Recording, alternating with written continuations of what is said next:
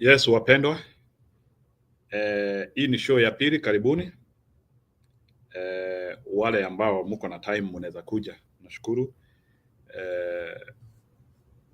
So we want to really work on this, sababu hakuna jambo lingine tunaweza fanya kubwa isipokuwa tu kuongea na kusaidia taifa letu.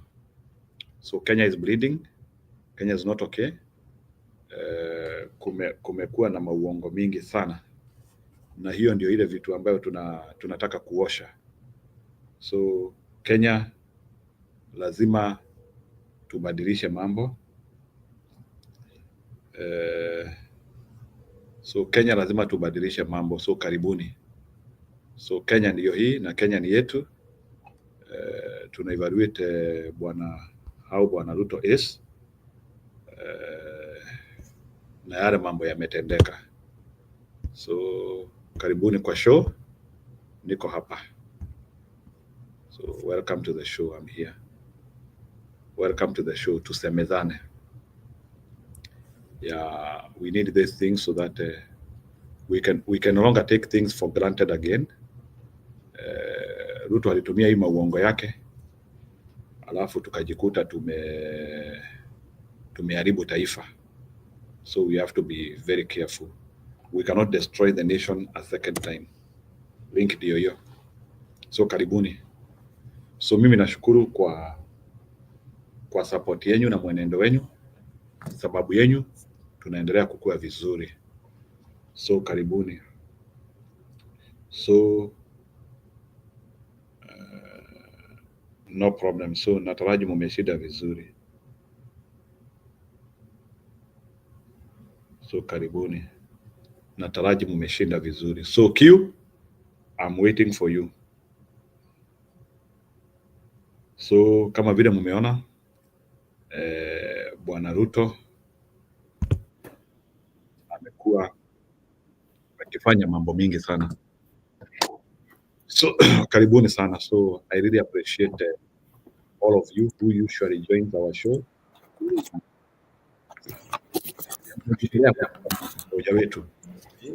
I don't take it casually. I take it with a lot of honor. Lakini taifa letu linaharibika. I hope hiyo uongo Ruto ameamua kuleta haita think kwa akili ya Wakenya. Haita think mlima Kenya. Kama kuna madhabahu anakuja akiweka, I hope hiyo madhabahu haitatumaliza. Sababu unajua pia kuna madhabahu watu wanatembea. People can go na mnakuwa ni kama mnatengeneza madhabahu. So tusiogope. Kuna uwezekano Ruto ni madhabahu anaweka huko. Madhabahu ya pesa, madhabahu ya nini? Hiyo uongo. Kama vile tulisema the other day. Huyu jamani kuna uwezekano pia anatembea na warogi. So let's not take this casually. There is a spiritual art of it also. So thank you. Q, take over.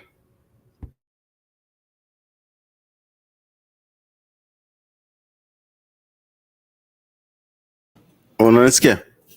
Pole. So, nataka kusema hii kitu. And I'm glad you mentioned this part of spirituality. We need spirituality among ourselves.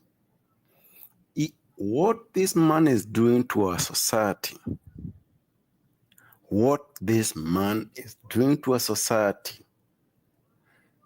if I may, huyu jamaa, what he's doing to a society, we will not, as a society, allow him to do it. Hatutatikia. Why would the Kenyan society allow this man to do this? You know, if I may, I'm pissed off. I'm furious. And please let me be angry. Hii mchezo huu jamaa anacheza maisha ya watu wa Kenya. Hatutaitikia. Huu jamaa acheze mchezo na watu wetu. Wakenya wanaumia.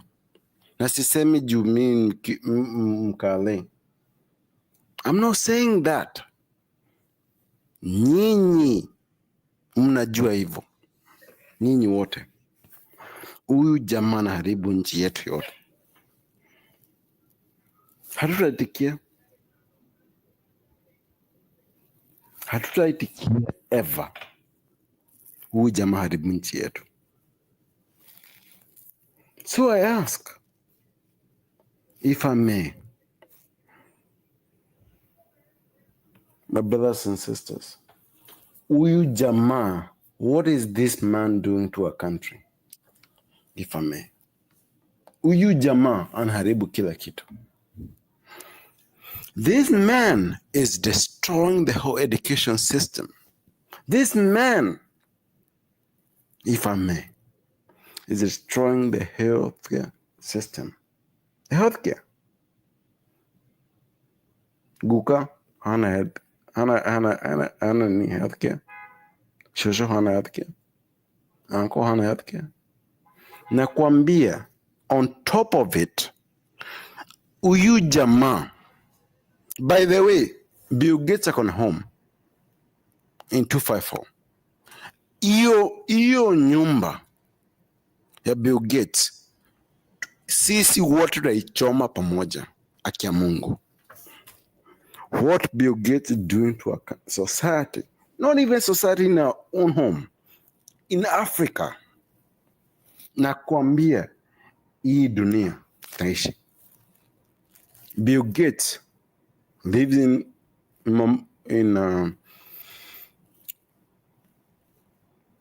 somewhere near Ruto's home. Jiro, if you didn't have this show,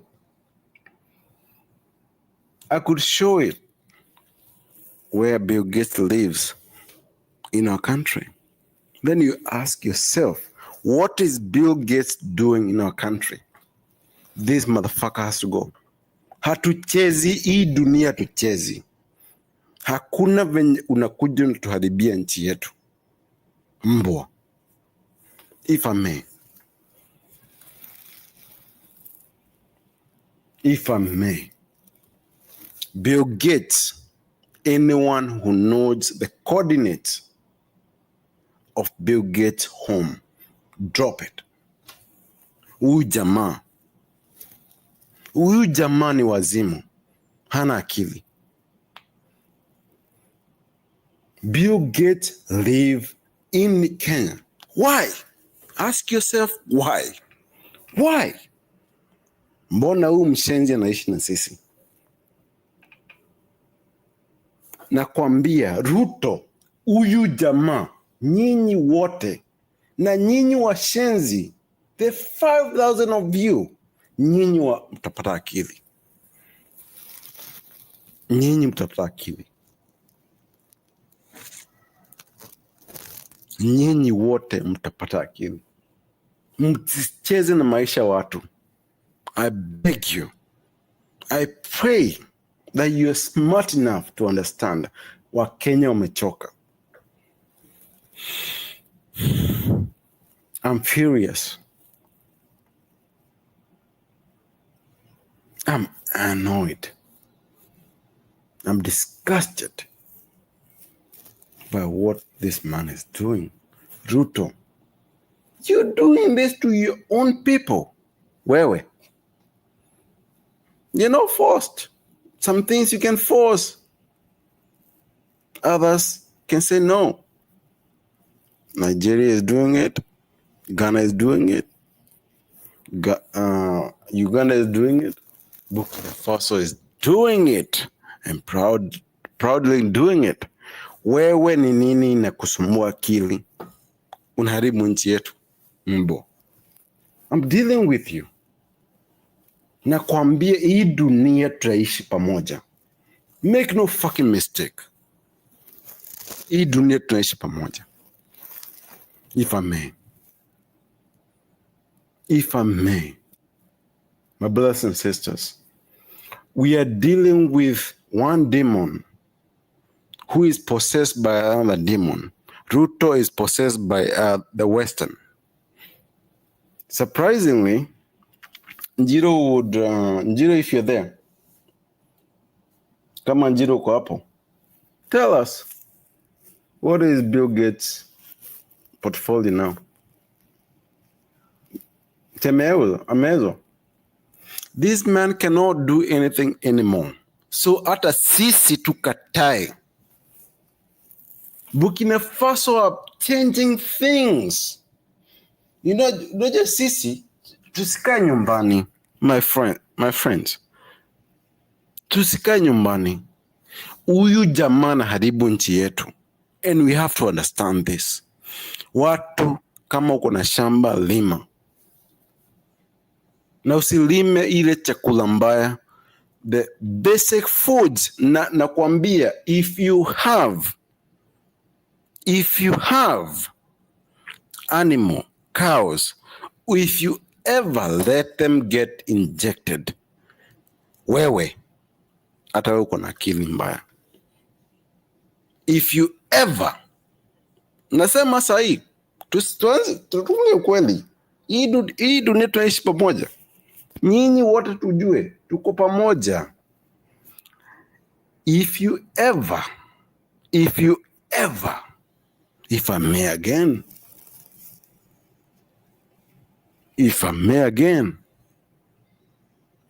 if you ever let your cow get injected,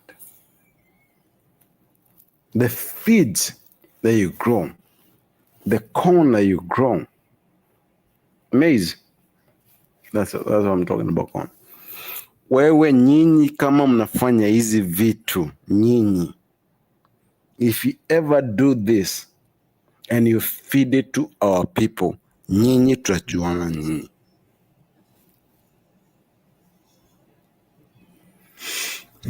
That's basic. Now, nasema again, and I'll be more as clear, as precise as I could be. Let me say this again, if I may. Nyinyi, anyone who have ever, nyinyi wote kwenye mko mtapata hii video, unakuza food GMO, nyinyi we come for you, cause hii si mchezo. Unakuza na kula, unakufa peke yako. Hii si mchezo. If you grow GMO food, eat all of it and die. Lakini ile kitu watu waitikia, unakuza hii food, unauzia watu wetu. Wewe, you are a security threat to our society. Si mchezo. Hii mchezo hatuchezi. Hii mchezo hatuchezi with our people. Never. With the fucking people. Our people are dying. Our people are fucking dying.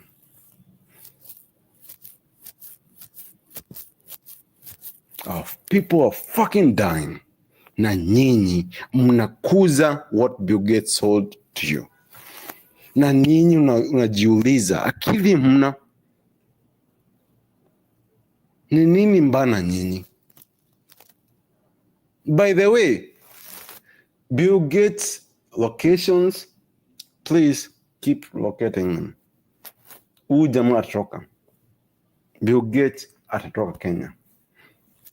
Hatuchezi. Make no fucking mistake. He has all the wealth. Make no fucking mistake. Huyu jamaa ataishi na sisi. Make no fucking mistake. Huyu jamaa ataishi na sisi. This person is a demon among us. Bill Gates hataishi Kenya. Na haki ya Mungu nasema. Haki ya Mungu nimesema again. Haki ya Mungu, Bill Gates, kwenye naishi sahi. Watu waseme. Tujue kwenye naishi. Nakwambia huyu jamaa ataishi Kenya. Huyu jamaa ni demon. Anaharibu nchi yetu yote. Jiulize, Njiru, you were here the other day. I asked the other question. Mbona watoto wetu wanapata kansa sahi? Kitambo hatukuwa na kansa? No. We are going through a system that we have to fix. Shida yetu, tuko na mjinga among us.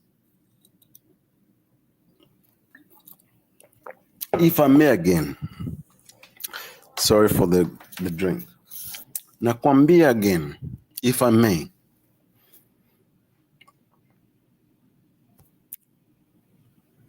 anyone who knows where Bill Gates' home is, it's near Ruto's home, in Sugoi, somewhere. Iyo shamba, kama unajua kwenye Bill Gates anaishi, tell us, we'll take care of it. Hii mchezo tunacheza, hatuchezi anymore. We're done. The Kenyan people are done. The Kenyan people have said this clearly. We are done with this joke of a human being. Ruto, if I may,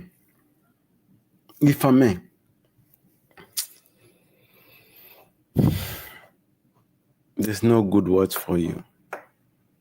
Not like I hate you. Actually, I despise you. I think you're a stupid mom, actually. But hii unashindwa ni nini na kusumbua akili? That you see your own society is asking for one thing and you do the other side. Ni nini mbaya na wewe? Ni pesa. Ni pesa ama ni nini? You have to ask. You have to understand and ask questions. Ni pesa na kusumbua ama ni nini? Na pesa kama inakusaidia, how much is it? Unaharibu your own country. By the way, as you spoil your own country, nakwambia, with my own good authority, you know, unasamanga tuko keyboard warriors. Nakwambia, with our own keyboard authority, hii hatutaitikia. Hii mchezo mnacheza na maisha watu wetu, hatutaitikia. Haki ya Mungu. Market. Hii mchezo mnacheza na watu wetu, hatutaitikia. Hii mchezo, the political class you are doing, Mother Karua, I'm talking to you, because I've talked to you before, personally. Hii mchezo mnacheza, hatuitiki. Nchi yetu, by the way, boldly, I'll tell you this again. Nchi yetu ni ya Kenya. The 55 million people, all of us, wote. Si wewe.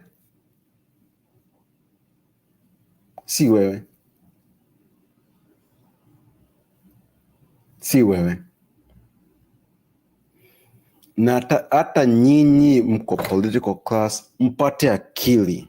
Kwa nyinyi tutadili na nyinyi next. Hakuna vinye Wamumbi is I think is a Madera MP. Wewe umepata millions. Wewe ni mwizi. I went to school with you. You are a thief. You're a fucking thief. Wamumbi. I'm talking to you. Wamumbi is a thief. Najua mwizi. Alikuwa naiba pencils. Yeah, that's who he is. Nakwambia, nyinyi wote, we expose all of you. Na nyinyi, you never work for us. By the way, if Wamumbi is good, if Mother Karua is good, if Raila is good, be good in your field. We have fields in lawyers, engineers, architectures. Be good in that. But you not be good in our country, not in our society. Nyinyi wote, if I may say this, if I could say this as a clear as a whistle, nyinyi wote, you will never work in our people. Mark my fucking words. When your people are crying, they're dying. Mambo mko wapi? Mambo mko wapi? Ask this question. Answer me. When your people were dying, when Ruto was killing your own people, where were you guys? Mambo mko wapi? Where were you? Hii mchezo hatuchezi. Hii mchezo ya recycle nonsense is done. Thank God for the great leaders like Traore. Hii mchezo hatuchezi in a country anymore. Maybe you have enough time. Play it. Nakwambia 2025 haitaisha mambo mkiwa hapo. Mtapata akili. Nyinyi wote. Nyinyi mambo wote mtapata akili. Hakuna venye mnaiba nchi yetu. Our people are suffering. They are crying. Na nyinyi mnacheza. Nyinyi mambo mnapata akili. The likes of Nyamu. Nyamu is a fucking stripper. And he's somebody in the government now. Not that I hate strippers. I like strippers though. But hii mchezo mnacheza na watu, maisha ya watu wetu, mwache. Unajua, Nyamo, you can be a stripper wherever you are. You have a big ass. Do you? Wache kuchezea maisha ya watu wetu. I want this again. I want clearly this again. Wacha kuchezea maisha ya watu wetu. Nyamo, you can be a stripper as all you want. Nothing wrong with that. Nothing. Nobody hates big ass. Anyway. But hii mchezo mnacheza na maisha ya watu wetu. Hiyo ndio, that's that right there. Kuchezea maisha ya watu wetu. Na sisemi watu wetu wa Rift Valley, Nyanza, Isiolo, watu wote, 50 fucking million of us. Mwache kucheza mambo. Mpate akili. Take it to your bank. Any bank, if you may. Hii mchezo mnacheza na maisha yetu, it's done. Hakuna venye mnacheza maisha yetu. Tunakuangalia. And you become a content creator with us. Nyinyi mbana usumwana nyinyi. What's wrong with you? When the people, you happen to think that the privilege is having money.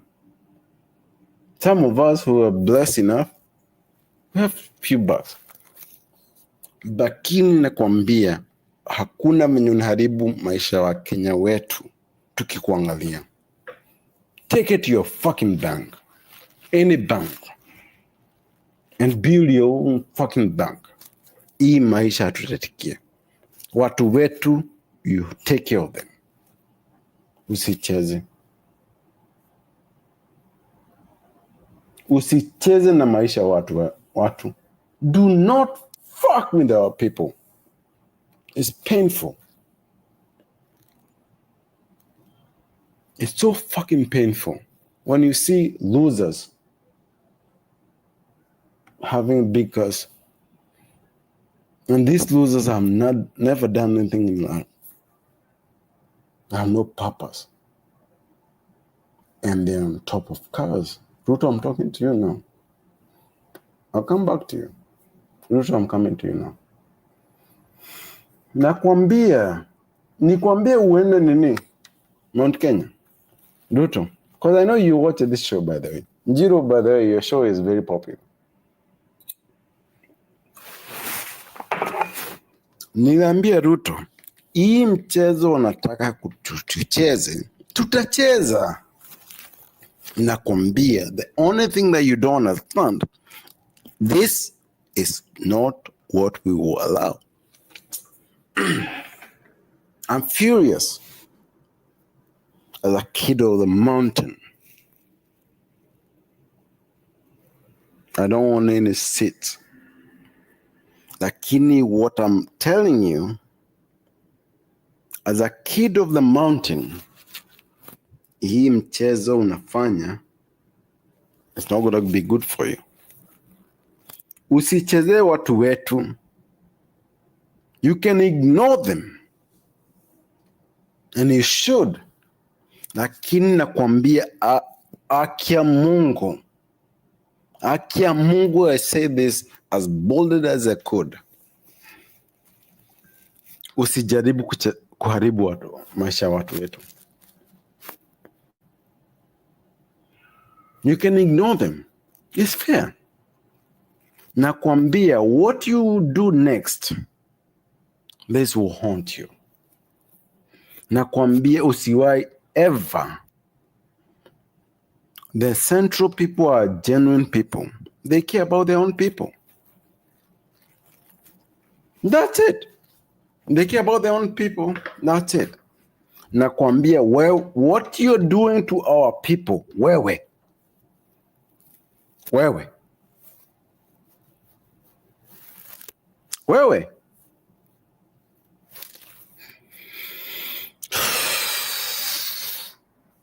I wish I could tell you to your face, if you're man enough. If Ruto was a man enough, I would love to tell you to you in your own fucking face. Lakini mchezo unataka kucheza, hatuchezi.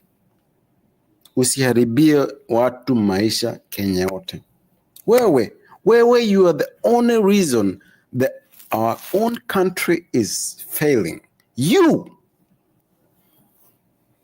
No the Central. No the Jalus.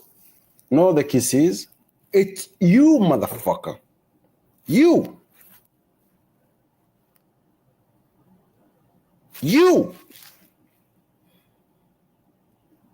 Wewe mbwa. Wewe najua unasikizanga hii kitu. And I beg you, come back. Niambia Ayaga the other day, rudi hapa na wewe. Come back. Hii mchezo unacheza na sisi. Our own people hatuchezi.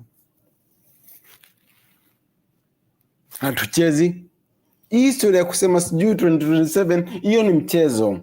We are done. Hiyo mchezo utacheza peke yako.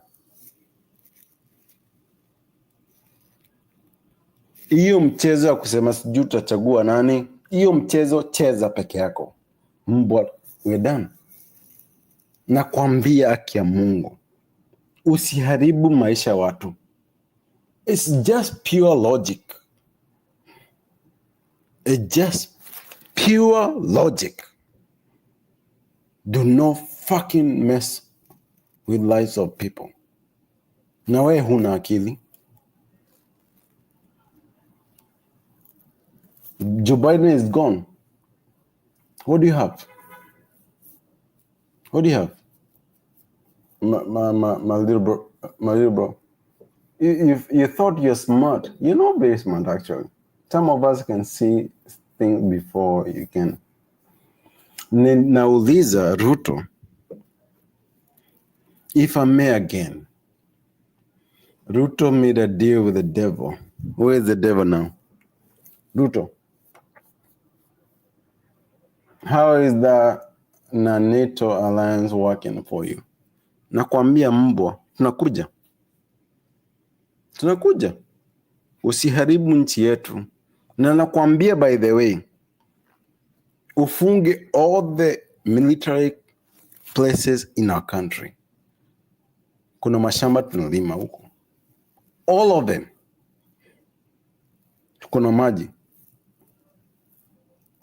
Nakwambia, if you hear this again, nakwambia mbwa, if you get what I'm saying, kuna maji in 254. Hiyo shamba matiana kubuild military, hiyo shamba tutalima. Nitafidi watu wetu. Akia Mungu juu ya akili una. Hatuchezi. Take it to your bank, any bank. And by the way, Citibank opened a branch in last year. Citibank is a money laundering. So if you are a geek and you wanted to learn how money laundering is done, focus on Citibank in 254. That's how they run the money. So for the geeks, kwa chat, focus on the banks opening from the US. That's how Ruto's launder money. Anyway, nakwambia, Ruto, bring us here, we talk. Kwa hii mchezo unacheza na maisha ya watu wetu, hatutaitikia. We will never allow you to fuck with our people. There's things we can care. We can care about the politics in Uganda and Congo. But one thing the Kenyan people will never allow you to is not fucking with our own people. Wewe akili huna. You are greedy. You are so greedy that you can't even steal enough from your own country. You want to steal from Sudan. You want to steal from Congo. Mbu. Ni nini mbaya na wewe? Who raised you?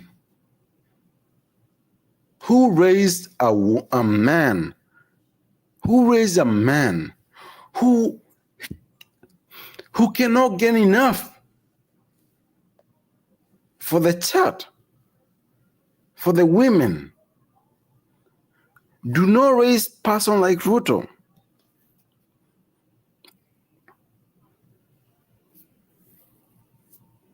Yes, if I may, do not ever raise a person like Ruto. If I may.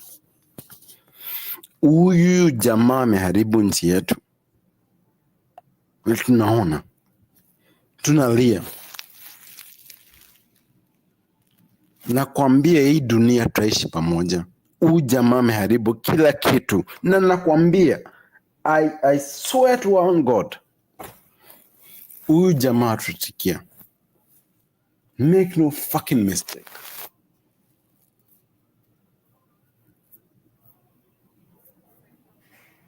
If I may. Thank you for the guest. Kuna guest amekuja hapa. If you can contribute before I stop going off. Come on, please, if you may. Ni Ruto. Oh, if it's Ruto, that's great. Ruto, I want to talk to you for a long time, actually. Talk to me. And call me daddy, by the way. Juu akili huna. Yuko wapi? Unless you want me to go off. Again. Bado zeni panel Q umekasirika sana, lakini you're not providing solutions. No. We just call it a dialogue. That's fine. Make your submission, please. I've been hearing you ranting for the last hour. Submission is what?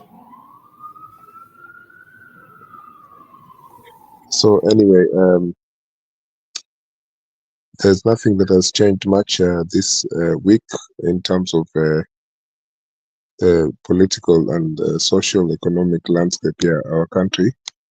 I've seen things happening around the East African region, which are quite shocking, actually, because in most of these things, Ruto is involved and President Yoweri Museveni. And these things are putting Kenya in a very stark place. So, for example, we saw there that Kenya is trying to mediate in the conflict in southern Sudan, where the deputy or the vice president, Riek Machar, is under house arrest. And Kenya is involved, Uganda also, in the mess that is happening in southern Sudan. My question is that we're in a very, very, difficult situation as a country. Can I ask a question? And yet, Yeah. you asked me to submit, and now you are stopping me. No. I'm asking because you added. I'm not keep. I'm not keep. You do this to keep. Don't do that to me, because I'll continue talking. No. I understand. I'm talking about what you shared actually. Si basi wache nimalize basi. No, nakuuliza what is happening with UG, by the way. UG and Sudan. But I can't say anything if you don't let me talk. I'm not a genius. I'm just trying to explain what is happening, and I'll get there. Don't worry. All of us understand you're not a genius. That's why you're here. Yeah, that's fine. So, uniwache niongee kidogo Usinisumbue, wacha niongee. So, anyway, what I'm trying to say here is that there is some really, really difficult politics that is happening in our country. We know that it can be sorted easily, but we should not, get into foreign policy things that we can't manage. So we are getting into the conflict in southern Sudan. Any military armaments that are coming to southern Sudan is coming through the port of Mombasa, and right now the vice president of one of the vice presidents of southern Sudan, because southern Sudan, part of their peace deal years ago was to have a couple of vice presidents, and one of them is Riek Machar, who doesn't see eye to eye with the president of that country, Salva Kiir, who is a dictator anyway. So the thing is becoming like an explosive situation, and this man has basically put his vice president under house arrest. The whole thing is tribal. These guys, they managed to get independence from the Sudan, a conflict which lasted nearly 25 to 30 years. And now they're ripping each other apart. But also, this conflict is becoming regional, and it's very dangerous for Kenya, because Kenya is directly involved in terms of military weapons coming from whichever part of the world, but they're going through the port of Mombasa. I see that Raila Odinga was sent there by William Ruto to be the mediator of the current conflict in southern Sudan. He arrived there yesterday, and the day before yesterday, and he was accorded diplomatic standing by the president of southern Sudan. All those diplomatic things happened, but then he was not allowed to meet the rival or the opponent of the president of southern Sudan, who is under house arrest, Mr. Riek Machar, Dr. Riek Machar. In fact, Raila Odinga was told to seek audience with Yoweri Museveni, whose troops, his special commandos, the highest level commandos of Uganda, are actually in the city of Juba. Kenyans who are there, they're pretty scared of what is happening in Juba, the capital of Southern Sudan. There's some very dangerous things happening in that country that might affect. Can we get to the solution here for country, please? Because we need to be objective here. So let's not talk about stories. Be objective and make your objective in 1 minute, please. Just be quiet so that I can finish what I'm saying. Before I get into make your objectivity, point I have to explain the situation. It's logic. Use your logic if you have one. Q, if you want to run this thing on your own, just go ahead. I'm running it. 1 minute. Make your logic point.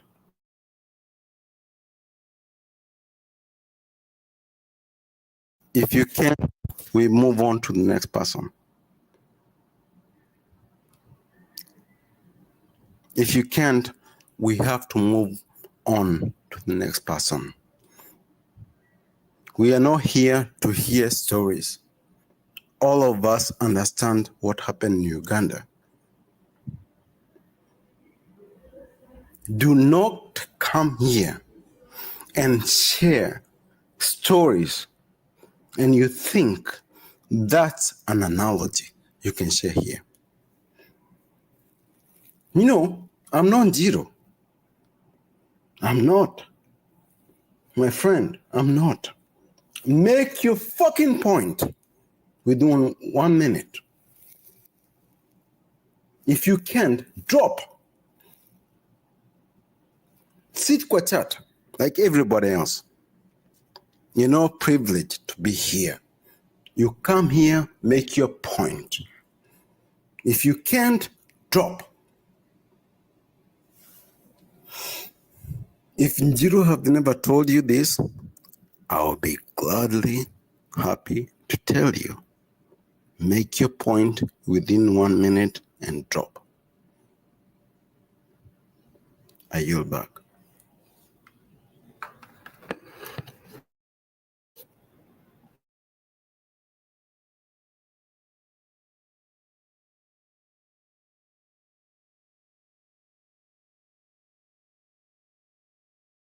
Anyways, I think we have the guest. The guest was not contributing enough. If he was, I would encourage him to make his point within 1 minute. Because we're not here to listen stories. We're here to engage how to fix our country. Kenya is just being destroyed. Some of us are focused on that. Q. Okay.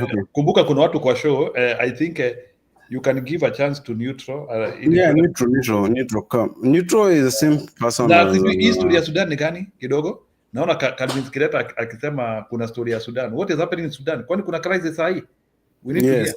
Can I update kiasi? Maybe in 1 minute alafu Neutral akuje. Watu wengine kuja anyway, because it's not my show anyway. So what is happening in Sudan? In Sudan, they destroyed the two Sudans. They destroyed both of them. They made two of them. South is where the wealth is. And this is where you saw Ruto is working on that. By the way, on top of hating Kenya, Ruto from a Kenyan perspective, I hate Ruto from what he's doing in East Africa, Sudan and Congo. I cannot wish the worst for anyone else but Ruto. He needs to suffer. I may destroy Sudan. I may destroy Congo. Yeah.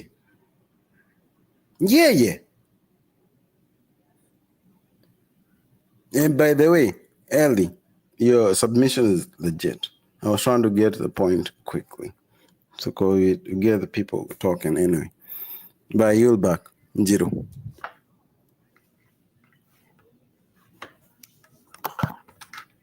Jiro, if you're there, you'll back.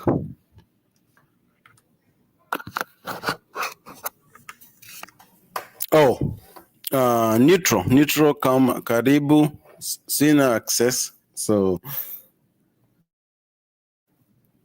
I don't have access. Neutral, please contribute. But I know neutral is the same person as Ellie. Anyway, it's okay. Make your submission, please. But don't use the same word salad. Word salad is fucking sucks. It really is. Things that we all know. It fucking sucks. If you don't, then I'll go. Q, listen. Unataka tuongee hapa. You think we are your slave? You think we are your slave here? Na hizo ujinga zako hizo. Bro, nyamaza wewe, kama ukuna kitu cha kusema nyamaza wewe. Hakuna kitu. Unashinda hapa ukitukana watu na unatumia lugha chafu. Hakuna kitu cha maana unasema hapa. Ati uko na solutions. Solutions gani wewe? Take me home, bro. Nyamaza, nenda ulale bana na hizo ulevi zako hizo. Ujinga uache. Unasikia? It sounds like your mother, bro. Kutukana unaweza tukana, hizo hatujali. No, yeah. Hatujali. Ukitutukana hizo pia hatujali. Ndio watu wa kwanza kuklapia hapo kwa chat. Hizo hatujali. Endelea na matukano. Hata anza zile za Get your fucking point, bro. Get your fucking point. That's the point. Ngoja. Umelewa, uende ukasaidiwe huko. No. Hii YouTube channel. Get to the point. You're here to YouTube channel ilikuwa safi mpaka ukaingia hapa. Order. Eli huna akili. Order, guys. We are here to engage for a country. Na unasemaga umetairiwa. Umetairiwa gani na uko na lugha chafu hizo wewe? Mamako ndiye ametairi by the. Eli. Nakwambia Eli umekuja huyu mtu anatoka wapi kweli? Huyu jamaa unajua namjuaga huyu Kemeria. Eli wewe ni mshenzi bro. You here to waste people's time. Nakubali mimi ni mshenzi lakini angalia lugha yako na kuna kitu nasema hapa cha maana. Then make your submission. Make it one point. Don't try and think you can terrorize people here. You've been doing this to keep every time the people come here to chat and provide solutions. You come in, you interrupt them. You're a thug. 2 minutes, motherfucker. You're a thug. Take your thuggish behavior elsewhere. Okay? By the way, your mom likes me. 2 minutes. That's it.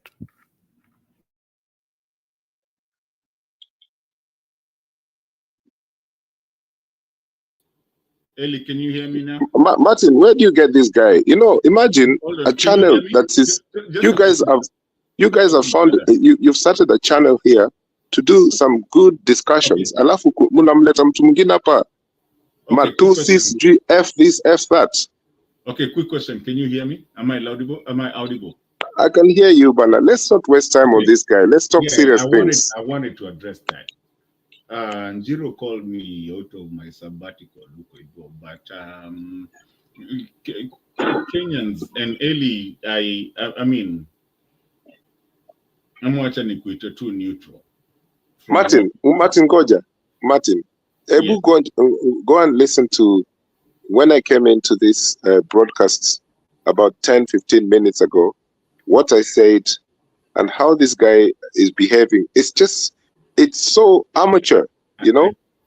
I honestly, like I said, I don't know if you want me to call you. Let me just call you what is on the screen. Ellie, just call me Ellie. Yeah, that's fine. Because I know you for a very long time. Listen. Yeah, bro, go ahead. I'm listening. You know, we've come a long way, all of us, and sometimes, and that's the reason sometimes I try to stay away, Kidogo, because at the end of the day, some of us have been here as moderators from even different other channels, and we don't come here to. I don't know what people think these channels are, and when I say channels, I'm not mincing my words. I'm saying channels because we are all sister channels. And one of the things that some of the people stopped even trying to follow me a little bit and tried not to follow my moderation is because of nonsense like what I just had right here. I didn't hear what you said before, but on this one, I will not take it. And I know Njiro is back here. I can see him. We will not take that nonsense of just coming with profanity around here. And if that is what the profanity is, even Kinanjiro, they know, most of us, we talk in the back, I will take off and they know it. I'm very stern on that because personally, I don't come with profanity here. And so Eli understand you what you're saying. Mr. Q is wrong. He's been wrong for a while because of coming with profanity. This is not the kind of channels that we come with profanity. All our sister channels, we don't do that. And I can even bring Mr. Njiro here. He will tell you the same thing. We are not going to accept that. The other channels, I was told that I was too stern for people not letting people to talk the way they want to talk. No, but profanity, we're not going to take it because these are national channels, international channels, and people are listening to us. So if you come here with profanity, I'm sorry, unless the kitchen cabinet tells me that I cannot come here and moderate and they take my rights away, then you can do that. All I'm trying to say, Mr. Eli, you're very right. We are not going to have that kind of conversation here of profanity. We are going to talk about issues pertaining our countries or our country. Even other countries are here. There's a guy that used to come in our sister channels. We are all sister channels. They used to talk about Papua, Guinea. We need to come. Yeah, I remember him. Yeah. Yes, we need to have a system of way to talk with each other, even if we. And I remember just 2 seconds. You know what you've just said there. I was about to say that people living in the Pacific or like say the likes of Australia, New Zealand, let's say the Kenyan community in those countries, it's daytime there now. Now imagine them. Maybe the parent guardian is a Kenyan and some child is listening to a broadcast where Kenyans, so that parent is a Kenyan, it's daytime there, so they have the lack of listening to us at daytime there, and those kids are awake, and they're listening to that language that Q was using here. And look, listen to, like it. In fact, he was talking to himself, and I had to come in, and I was wondering, as Njiru and yourself, given this guy, the permission to speak like that on such a graceful platform like this, it's really, really bad. Excuse me. I agree with you. No, I agree with you as one of the one of the founders of these channels. I respect you with everything. As one of the founders of these channels, listen, sometimes I feel bad when somebody comes like that because that is not what we are supposed to be doing here. And I will never accept.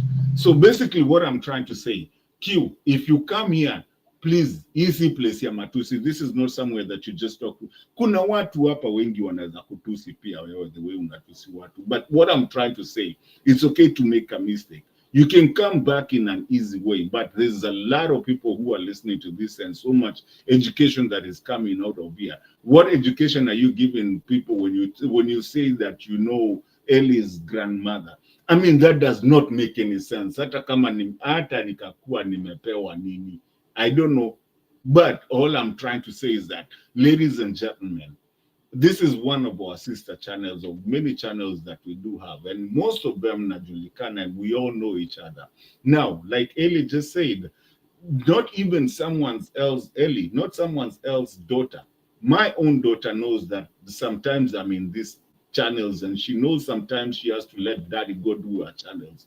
When she'll be listening to these things later on in life, when she's bigger, what do you think she'll be saying? Daddy left a channel to go off like this?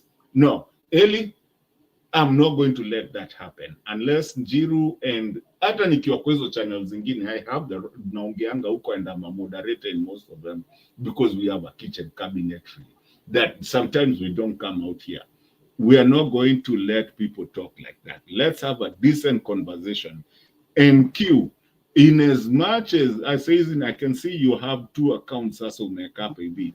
I will only let one, but you have to apologize to people and you have to promise me that you're going to apologize to people. Njiru, Q is not coming back here unless umweke we mwenye na kwa apologize, because that is not how you talk in international TVs. At that point, having been said, having ridden the Riots Act, can we move on with a good conversation of what was going on? Because that sikuwa nimeshika nini, and Jiro just told me, come and help. But I didn't even know what you guys were talking about. But once I got that profanity, I will not let it happen here, even in this Jiro show. Not even in Stone PK's show, not even in SCT. Let me just mention them. Not even in the other one that we left. We are all the same channels. So at this point, Q, you owe the whole channel an apology for profanity. We are not going to take any profanity. And I'm sorry, you can hit me as much as you want to hit me on the comment section. At that point, I think, Eli, I think there was something that you were saying, and then we come back to Pen Nyagaka. Let me comment on that, and then you guys can have the whole day. But let's not eat too much on it so that we don't. No. Just 1 minute or two. Just 1 minute. All I'm saying is that I support Eli completely. You and everybody. We just come here to share ideas. This guy Q come here drunk, and he has nothing of value of being on this show. Some of us come to this. At that point, Nani, Baba, let's not jump into his side of shoe by calling him a drunk. Eh? Maybe he has a point, but let him control even if he's drunk, but let's not malign him the way he's maligning other people. Because now, if you fight a pig in the mud, guess what you become? You become dirty, but the pig likes to be dirty. So let's just try and tell him to come in a nicer way, but instead of beating him, we know, everybody knows who's a green, who's not a green, we know. Let's just move on and just make the conversation what it's supposed to be. Okay. Is that fine? Sawa, sioni poa. Tuende hivyo. Let's not beat him. Wacha yeye aende, atakuja apologize kama ataka kuapologizia watu wenye ametusi.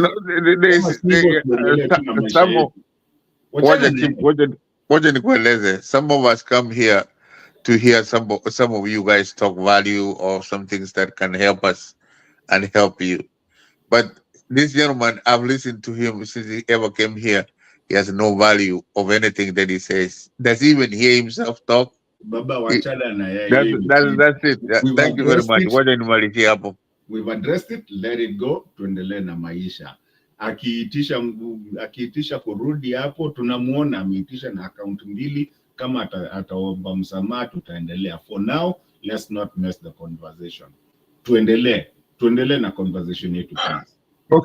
Okay. So I was here to speak about foreign policy of this so-called government that is putting Kenyans in a dangerous place. I understand that Musalia Mudavadi is the Minister for Foreign Affairs, and it is mishandling anything in that docket that can make Kenya be, what they're doing is they're not risk averse. It looks like our country right now enjoys risks, and I think that's very dangerous. Just the other day, we purported to be actually Mr. Ruto signed a thing with the leader of Kosovo, a country that Serbia has still not recognized, and decided that Kosovo is a country. Now, I personally, legitimacy of a country, a nation state, I wouldn't want to get into, because that's their sovereign problem. Ruto got into that. Okay. Now, when you provide facts such as this and you try to analyze them, is when you get some lazy people coming into this channel saying that they don't want stories. And that's very unfortunate, because actually I understand them, because we're living in this TikTok age where you make 2-minute videos and you're satisfied that your audience will be satisfied. Unfortunately, that's the age we're living in right now. So I can understand some of the audience here when they just want, simple analysis of anything. Yani ile kitu inamuuma ni ule mtu ambaye ana shida kuona kitu cha dakika moja mbili hivi imemtosha. Unaona? And we are trying to do deep analysis of a problem affecting our region. It's a very, very serious situation we're in, where since this so-called government took over in Kenya, we've had 6 diplomatic situations and diplomatic failures, and also adventures that don't make sense with 6 different countries. Okay. And South Sudan right now is one of them. We've already had our mess with Sudan, number 2. In the Congo, number 3. Serbia, Kosovo, number 4. We've made problems with the countries of Southern Africa, and that's why that so-called AU vote went the way it did. I don't care about that, but that's what happened. The countries in West Africa who are trying to declare themselves independent from the dominance of Western Europe. The Ruto alisemati, those military regimes, akina Traore, SG, so he's everywhere, annoying everyone. And Musalia Mudavadi, who people thought was a sober mind, he's sitting in the Ministry of Foreign Affairs and Foreign and Diaspora Affairs. And it's possible that these are his adventures. They're his own personal adventures, if they're not Ruto's. But if they're not his and they're Ruto's, we're still in a very dangerous situation. Okay? This thing is coming so close to home. Somalia wako na shida na sisi. Unaona? Alafu unapata hata juzi, kwanza huyu ameanza hilo story la, now I believe that the so-called registration of Somalis, through the new policy, decree of Ruto of no vetting, has given some people in Isili, for example. I don't know if you've watched that video, Mato. There's that video that was shared on social media in the last 2 days of Muslims and Christians fighting in Isili. Yani, it was like bare knuckles fight. Watu wanachapana kwanza na viboko. So these things are happening, and there's like an incremental thing where insecurity is just showing. We're seeing it. It's happening. Before now, it becomes something that involves armed conflict. Yeah. Because one of the things that will affect us is that these countries that we are poking our nose into, they also have representatives and refugees and all that in Kenya.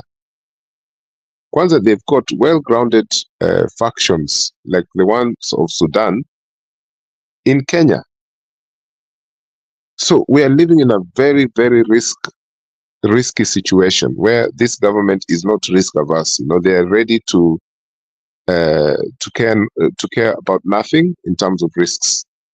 So I am suggesting that there is a problem here that needs to be managed, and it needs to be managed, before it gets out of hand, because people will see internationally, they will see Mr. Ruto as representing a banana republic that is able to offend so many. Look at Haiti already. Yeah, angalia hiyo video, wacha tuone hiyo video kwanza.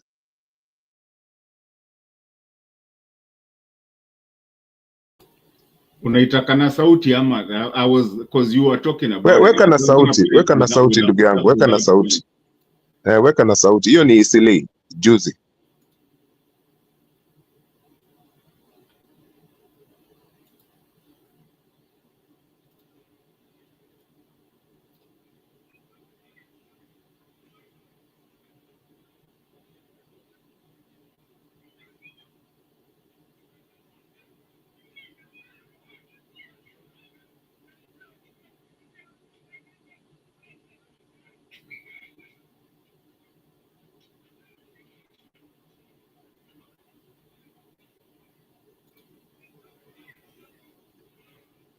So what I'm trying to explain there, even if we don't know the facts about what happened in Isili the other day, I understand there is something to do with Islamophobia and Christianophobia. So people are saying they're having a go at each other based on religion. So we're getting into that sectarian thing, okay?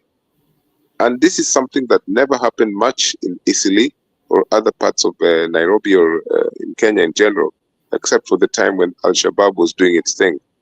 So we're in a very dangerous situation right now.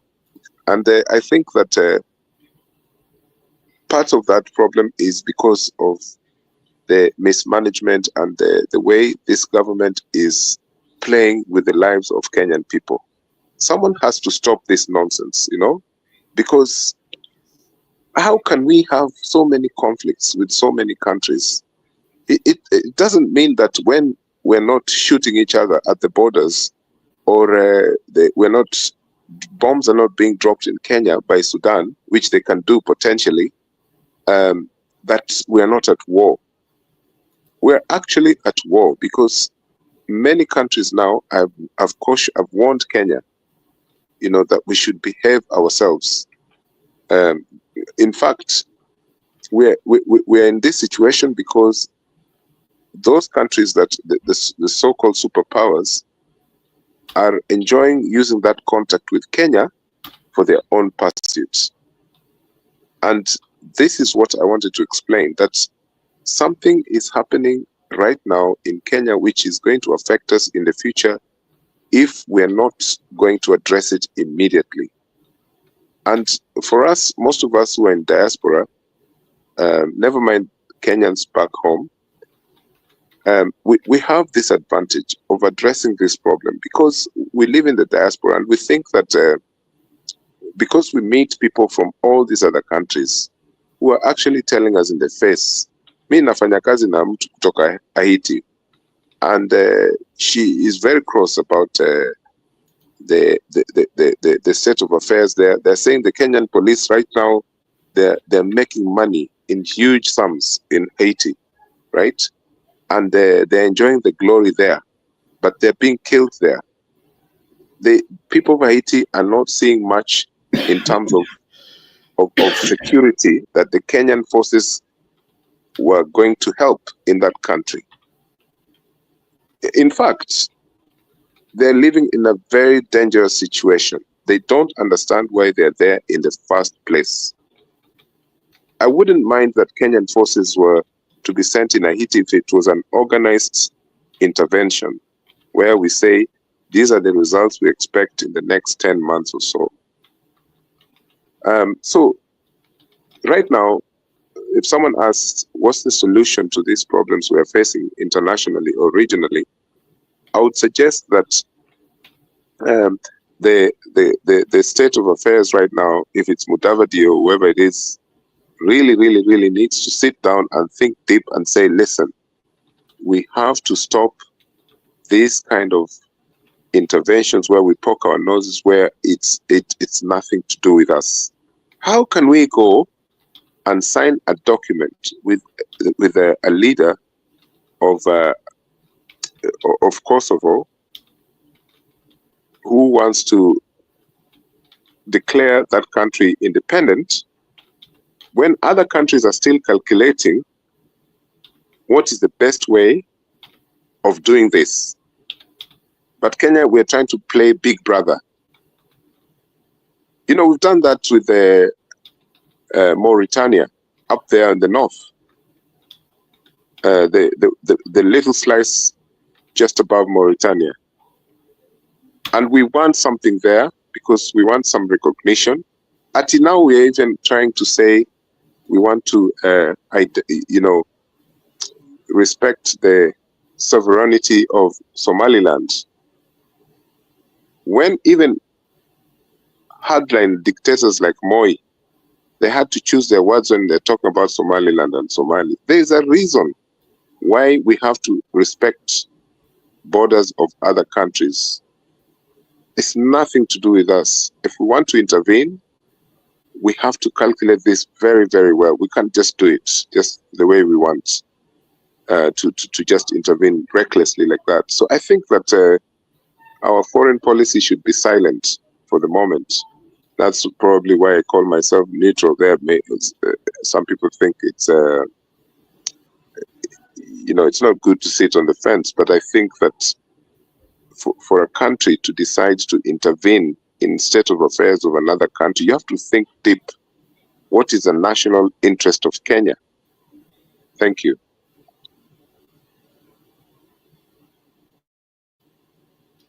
Thank you. I appreciate that, and that's why some of those like that video, when Jiro told me to come and help. I mean, not come and help out. We help each other out, all of us. But when he told me to come to the show and have a conversation, is that some of the reason I brought it up when you were actually talking is some of those are the things that we put out there because we think that, those are the things that we need to talk about. We don't need to come and have profanity around here. But the thing is that even me, when I looked at that, I was wondering, is this Kenya? Is this the Kenya that we want? And, meanwhile, we're fixated in some other area where people are fighting and, going against the president or others, allowing him to come and say what he wants to say.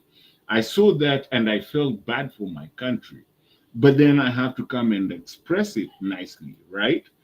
On the same sense, I would want you, Mr. Eli, and guys, whoever else is listening to us, Ndiro, I know you're back there, but I know you're busy. And just to address from a moderator's perspective, stop coming up with so many cues.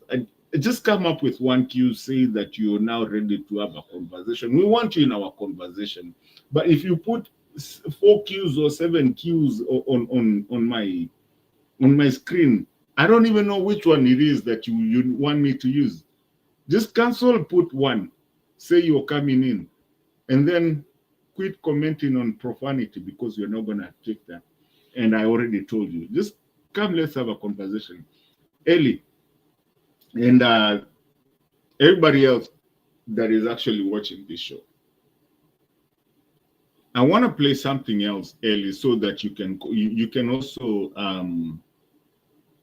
probably speak on it as I come with the rest of them. I mean, like you say them. I like how you came straight to the point. But let's see what Yvonne Okwara is saying here and tell me what she's actually telling people.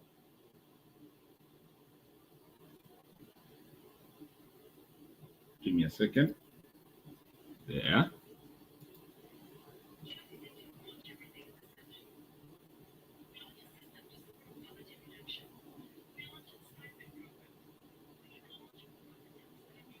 It's very low in sound, I think. I don't know if the other people can hear it, but I can't hear it at all. Oh, you can't hear it? No, it's the volume is very, very low. Okay, maybe it's on my side. Let me try again. Just let me stop sharing that.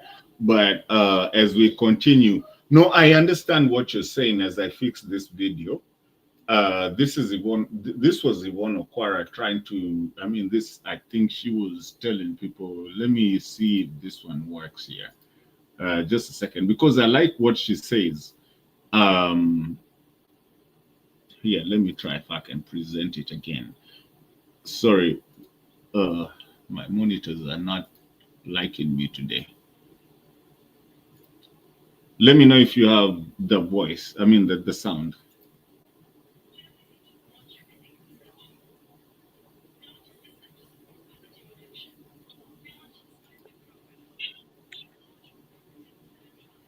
No, it's really bad.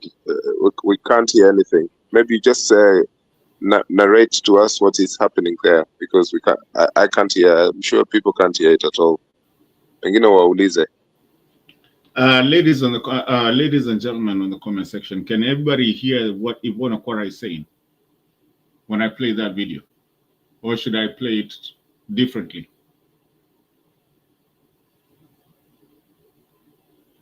Anyways, Ebu just, okay, so basically what Yvonne is saying, she's saying that we seem to be launching everything. We launch empty debates. We launch, I mean, the country has gone into a stupid of launching everything, including empty taps. That's what exactly she's saying. A system of poverty reduction and something of the sort. Oh, Jesus, why is this one not giving? So what you're saying is, she's saying that we're even launching. You got it. Thank you so much. You got it. Yeah. This is what. Yeah. You launch to launch. This is something that not just Ruto has done it. I think President Uhuru did it as well in his first, or I think it was his first term. But Ruto has done it in a very, very, very like, it's not even an expedition. It's just laughable.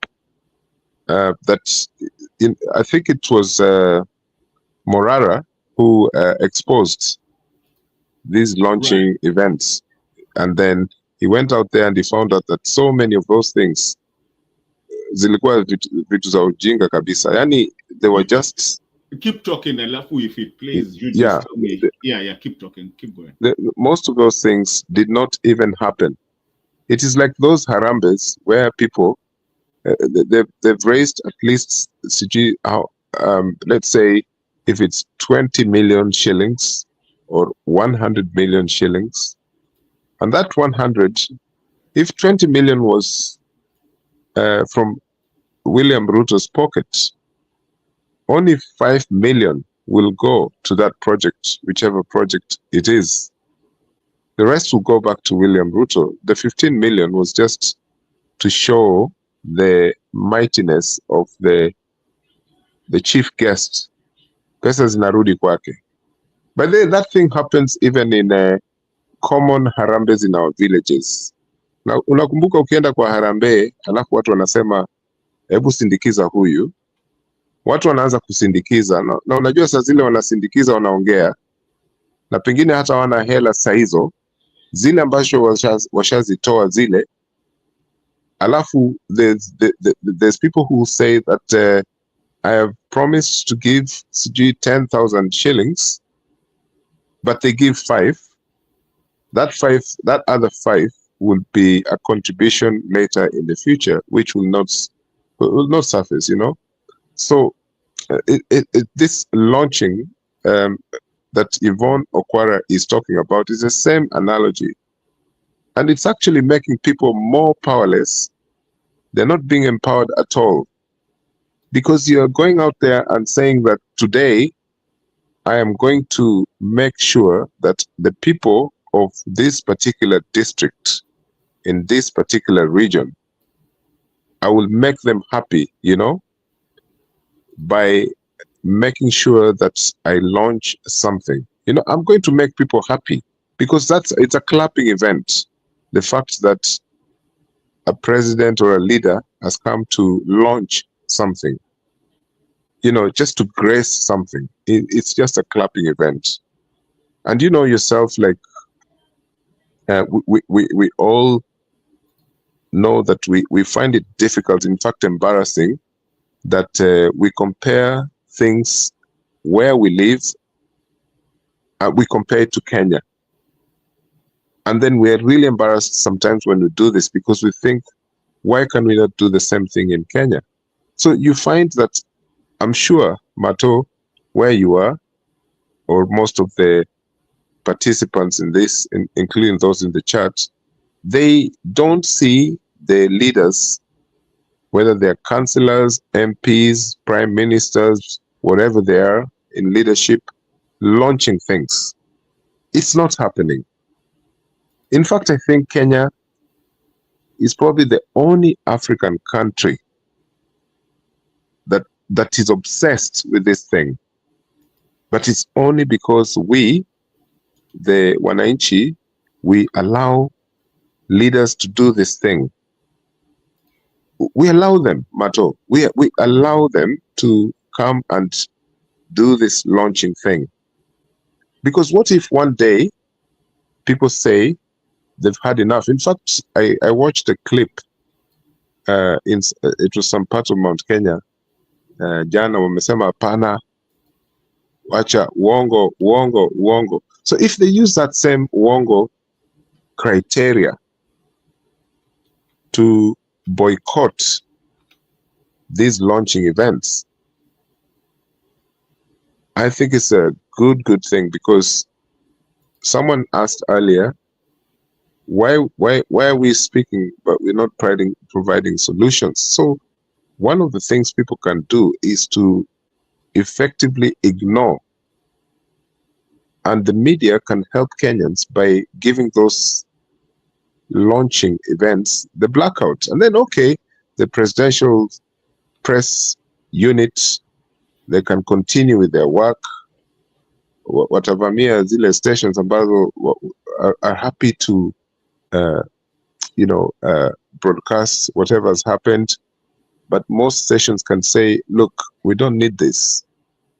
Why can't we reach that criteria? You know, because tunafanya development which is not development. There's some things I've seen that we are really obsessed with right now. In the past couple of years, you know, people are talking about football stadiums, markets, and people are talking about markets as if these markets are the exclusive center of our local economies. This is rubbish.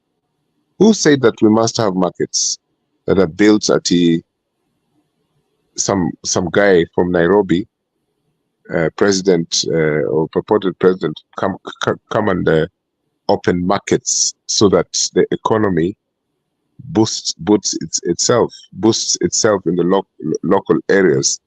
No, people have been trading without these big time markets. So actually, we're not living what we can afford. You know, we're not living within the specifics of what we can afford. That's the way I see it. I see that at the moment we have so many things that we can avoid. We need the basic things in our communities so that our communities can run effectively. But I don't think that we must have some kind of markets that can make our economies run. Our economies are already running without those markets. I think that, you know, the problems we have are mainly because of corruption, which we are talking about here every single day.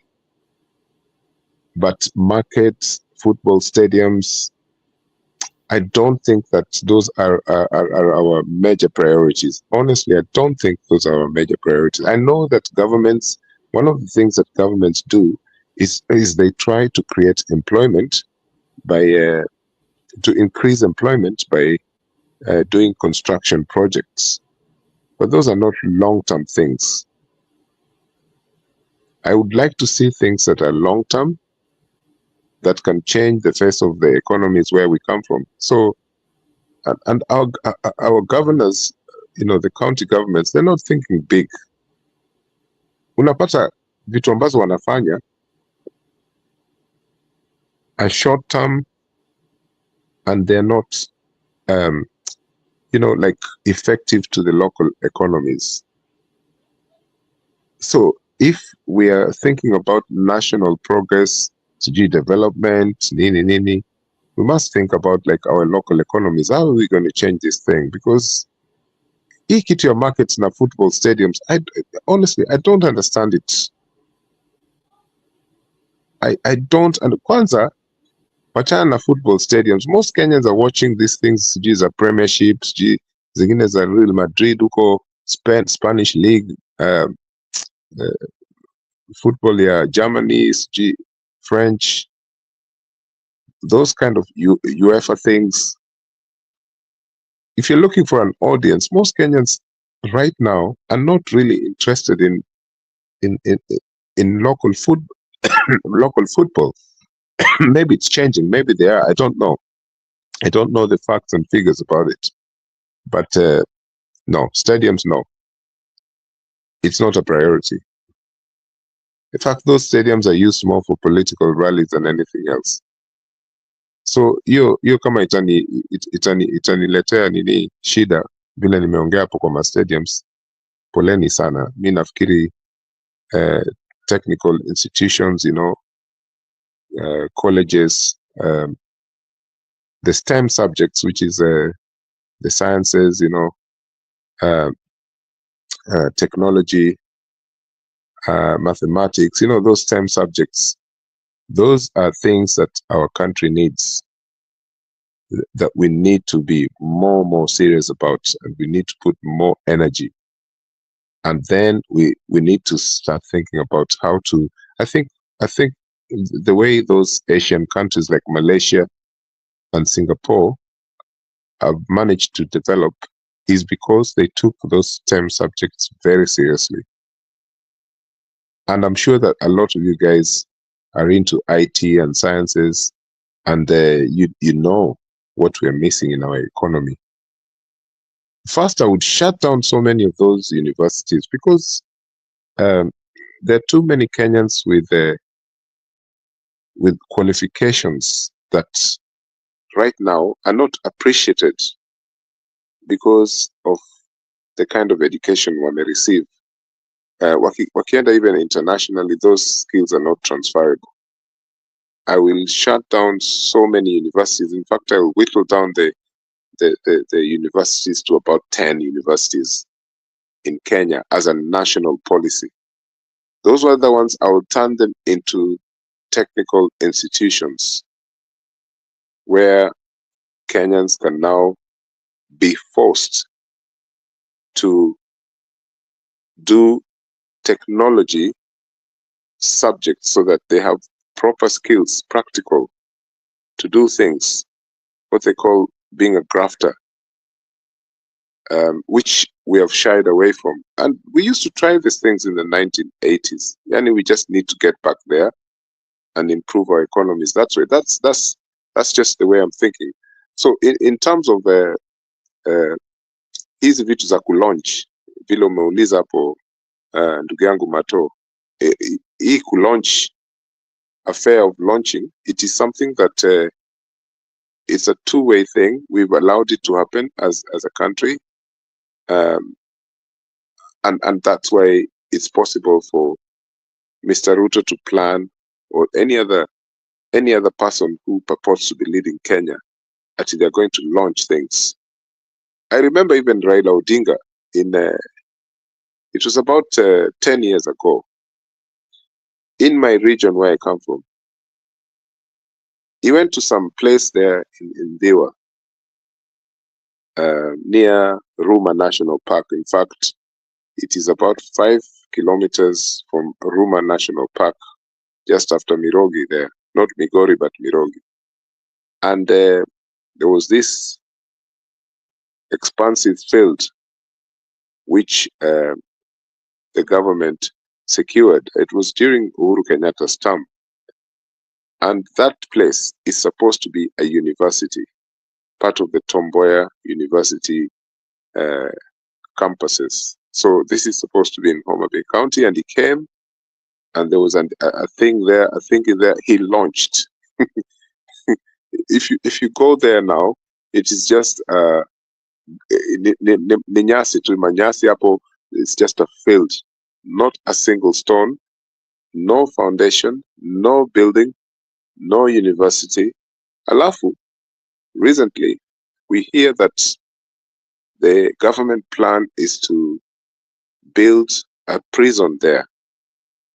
And people have already started murmuring, saying, no, we don't want a prison in our locality. They can continue using the nearest prison, which is in Homa Bay. Why do they want to build a prison in Diwa near Ruma National Park? You know, it's a disgraceful thing. So what is happening is that we have a lot of these launching things, and it's not just the person who is purporting to lead the country, but also other political leaders. It is something that we Kenyans have allowed to happen, and we clap when they come to launch those things. And this can be rectified, you know.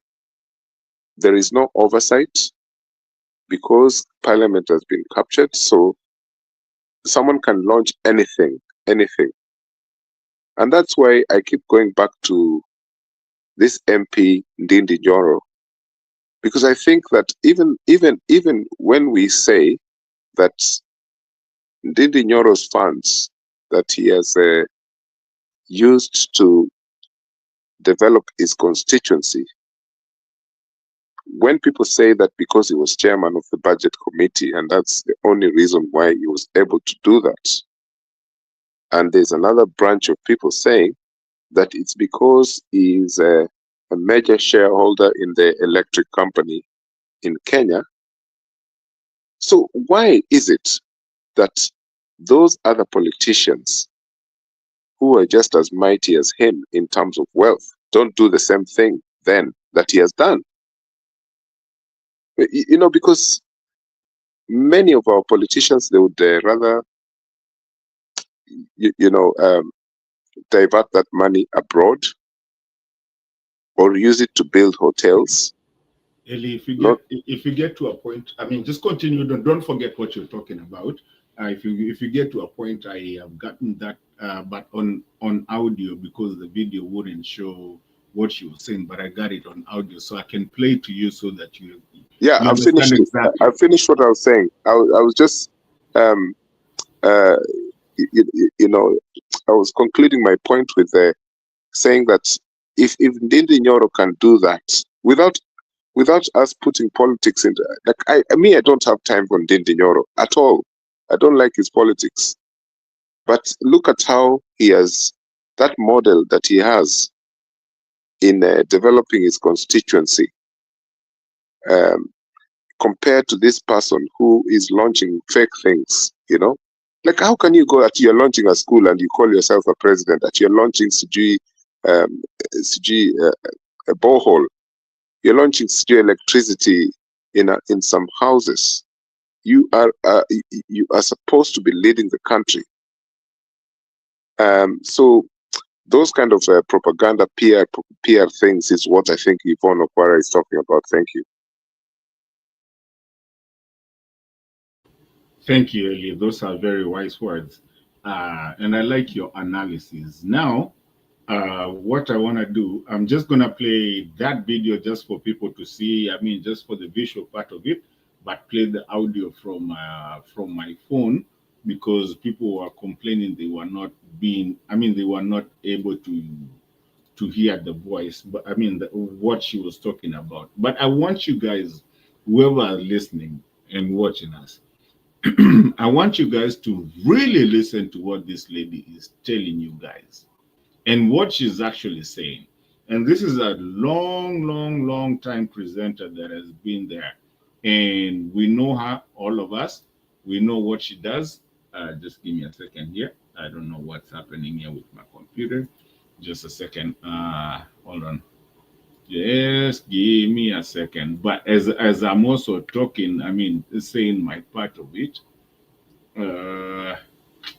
Now what? Okay, here we go. Okay, so I'm just gonna play on mute on here, and then play on my phone so that you can hear what she's saying, because guys were complaining they couldn't hear the voice. But you know, we seem to launch everything in this country. We launch a system to support poverty reduction. We launch stipend programs. We even launch water taps that are dry. We launch school feeding programs. We launch capacity building programs. We launch community development management information systems. Oh, and don't we love launching roads? We launch everything. And when we're done, we relaunch them. And then we go on a robust defense of why we need to relaunch. Okay, so Ailey, now you heard what she was talking about now. Did you hear it? Ailey and everybody? You still there? Ailey?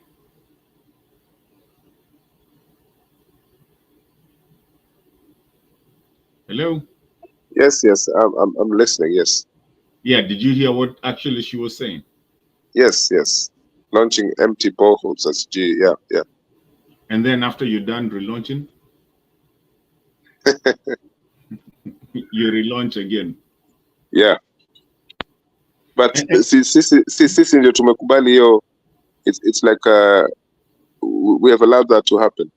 There's a guy there, Calvin Ochieng, in the chat, who has just questioned my comment about Raila Odinga a few years ago, maybe 10 years ago. It was during Kibaki's time.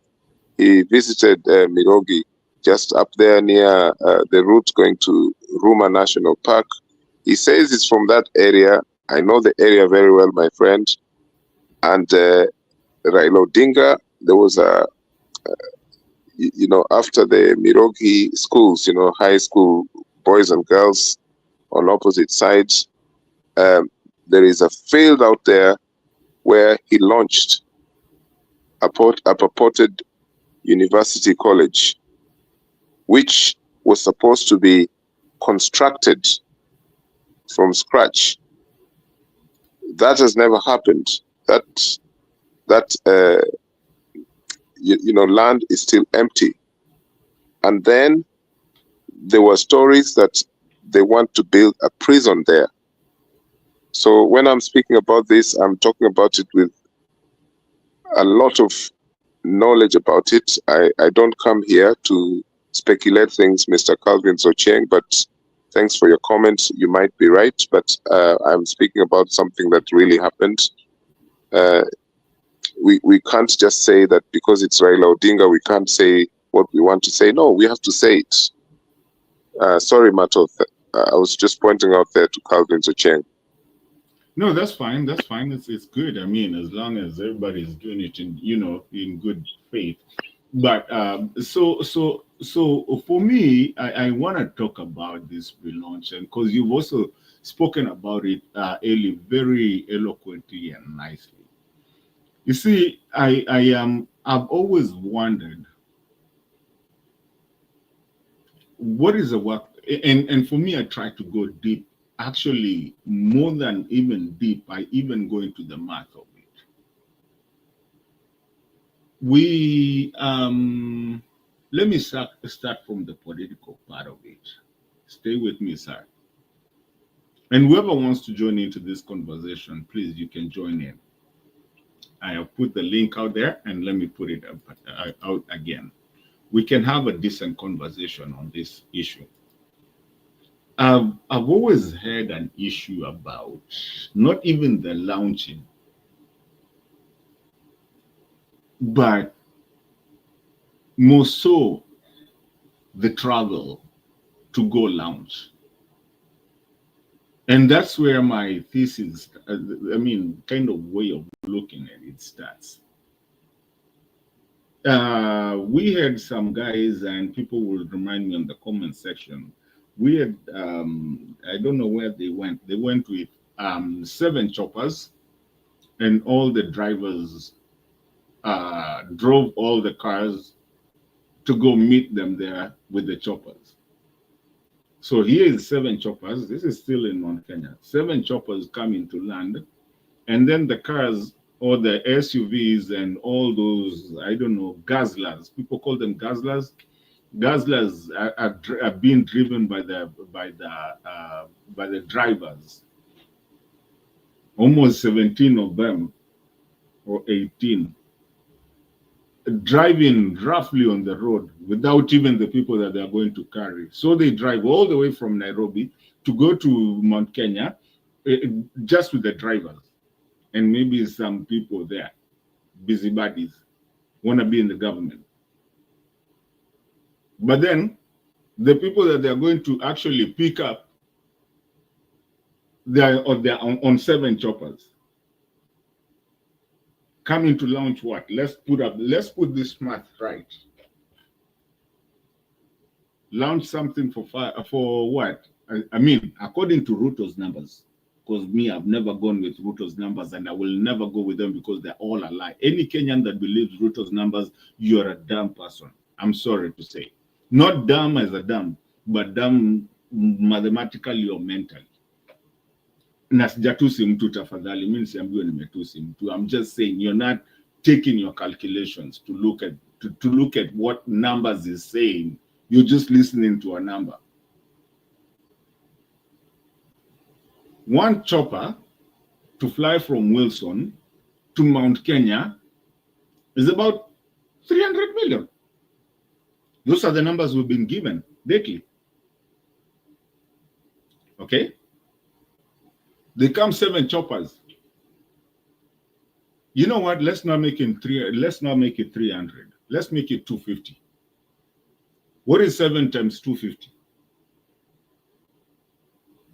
Do your calculation. 2, 500. 4, 1,000. I mean, 1 million. I mean, 1 billion. 1 million. Times that, so 1.75.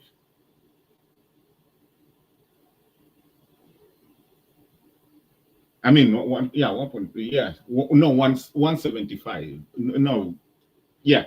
Anyway, do your math. That math, I'm doing it with some calculations in the back of my mind. But then unaletewa barabara how much? Yeah, a quarter of what wame travel now. And that minus those guzzlers, how much they traveled with just the drivers to come and pick them up from a school that they're coming to launch what? A class. A class of how much? According to Ruto's calculation, 500 M, which I don't know which class has ever costed 500 M. Barabara ya 500 M, 1 kilometer. Nimewaletea na tumesema na tumeweka na tumefanya nini na but then he speaks for a whole 30 minutes, and when you listen to what this guy has said, I have no idea. I can't get a calculator to calculate what he said. I don't know where he's getting all this money from. I don't understand what his kitty, as the president's kitty, has. I've never seen it in the budget or appropriation cabinet. I've never seen it. So I'm looking at this money. Where is it coming from? Is it raining from his paycheck, or what is it happening? That is happening. And that is why I appreciate when people tell him mwongo. Because honest to God, if I can tell you to go sit down with a pen and paper, and I give you every statement that guy speaks, and I tell you, numbers do not lie, Mr. Eli. And I tell you, my friend, you will get frustrated before you get to the next negative or the next plus. 1 + 1, 2 + 2, negative what? You're lost. You don't even understand. Kwanza unajiuliza, okay, wait, stop. Where are we? But by the time you stop, he's already on another one. I sat down with the budget appropriation, the budget that they passed. I never saw this money. Where is it coming from? And anyway, kuna watu walimwambia hata Kionjori angekuja kulaunch aka kabarabara umekuja kulaunch. What is it that you're spending so much and then giving Kenyans so low just to go show yourself and show whatever? But then when people shout for you now, you have people even like, you know, that market that they had to close everything because now they are telling the police and the kanjos to go tell people to close their businesses to go kwenda mkutano ya Ruto. Who wants to go to mkutano ya Ruto? I'm even stressed about the people who actually closed and they are saying now that their produce got spoiled because they couldn't do it. Because why would, I mean, what if I don't want to see him? You're going to force me to go see someone I don't want to see? Eli, no one can ever force me to see you. Mimi naweza kataa kwenda. So lakini si unasikia saizi hata wanajeshi na nini askari wa nini tuseme polisi au wengine pia regular na different parts of the armed forces and security services are now actively employed to be attending those rallies. Because now the Kenyans who have said now they don't want to attend. So wanachukua watu wa Nduthi na polisi pia. Plain clothes. Ndio wamejaa kwa hizo rallies za Ruto. Kama wawezi kupata watu wa Nduthi, of which watu wa Nduthi, they don't mind being paid X amount of money. And a few villagers here and there. That's what I've been told that is happening at the moment. That a lot of those rallies where you see fewer numbers, the only other people that are there, they are the security people. Because that's what I heard too, by the way. I was so shocked. And this, you're very right. This came, my information came from someone who was very deep in there. Wakaniambia bwana, si tunafosiwa bwana, tuende, tunaambiwa president anaenda mahali tunafosiwa, saa zingine tunavalishwa hizi this reflector jackets to just go. Yeah, it's like that thing that has been happening in Uganda for so many years. So actually they're just copying and pasting what happens in Uganda. Most people don't have time for Museveni. So but the official people with their plain clothes, they attend those rallies of Museveni. And that's the exact thing that is happening in Kenya, because honestly, I think people have stopped attending those things of Ruto. And the ones who go, wamelipwa na wameletwa na malori, wametoka kwa side zingine, kwa sababu watu watajua wewe ulikuwa, yani you are in that rally and you're from this town. Are you serious? So wanaleta watu na watu wanalipwa. Hata kuna wengine sijui ilikuwa wakati gani ile Ruto alienda another part of Kenya, which county, and the people complained that they were taken there and they were not paid. You see, if you listen to William Ruto's response to the interview 2 days ago, you can see that this man is so superficial, very desperate. He's on high alert every time. And then he brings examples of things that don't really matter to Kenyans. I mean, like he was talking about, I mean, like kitchen gossip things about Siji Dennis Itumbi, Siji Farouk Kibet, this is just my personal assistant. Gachagua did this, did that. You know, I listened to that part of the interview and I thought, this guy is not serious. Who really in Kenya cares about such things? See, we know who Dennis Itumbi is, Mr. Eli.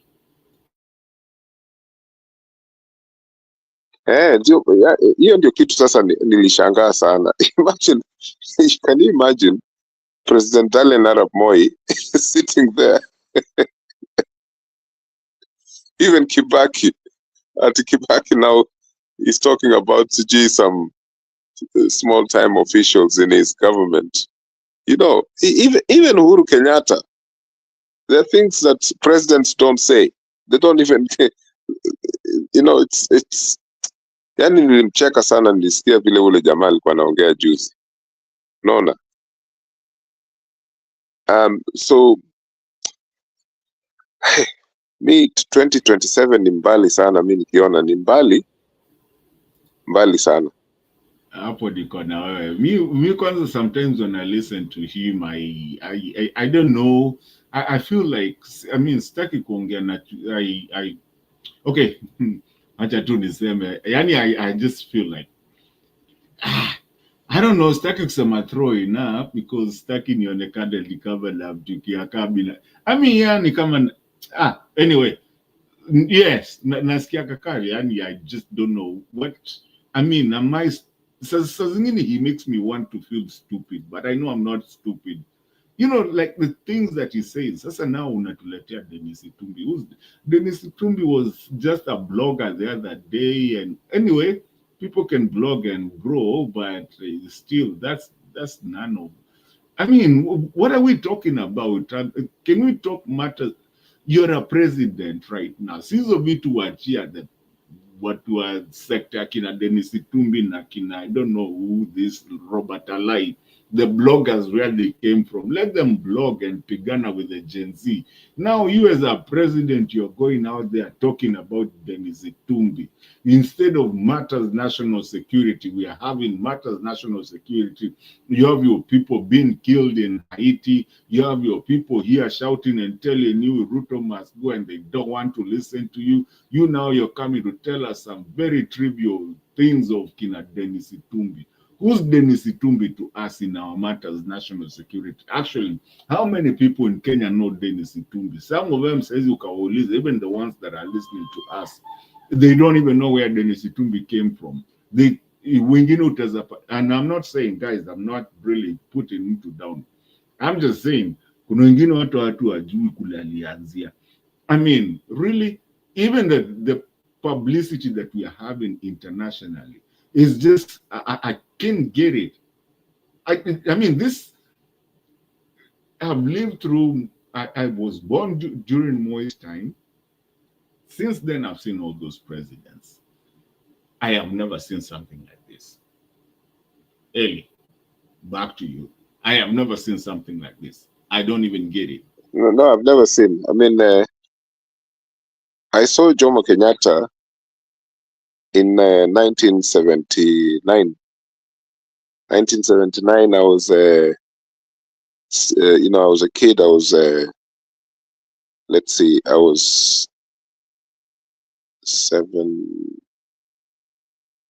nearly 8 years old. I think I was 8 years old. So I was there at St. Augustine's here, shule hapo Chuda, Mombasa. A commercial break. Umesema 80 ama 8? Because ningekuuliza kwani uko No. ni Foster. No. Nilikuwa 8. Nilikuwa 8.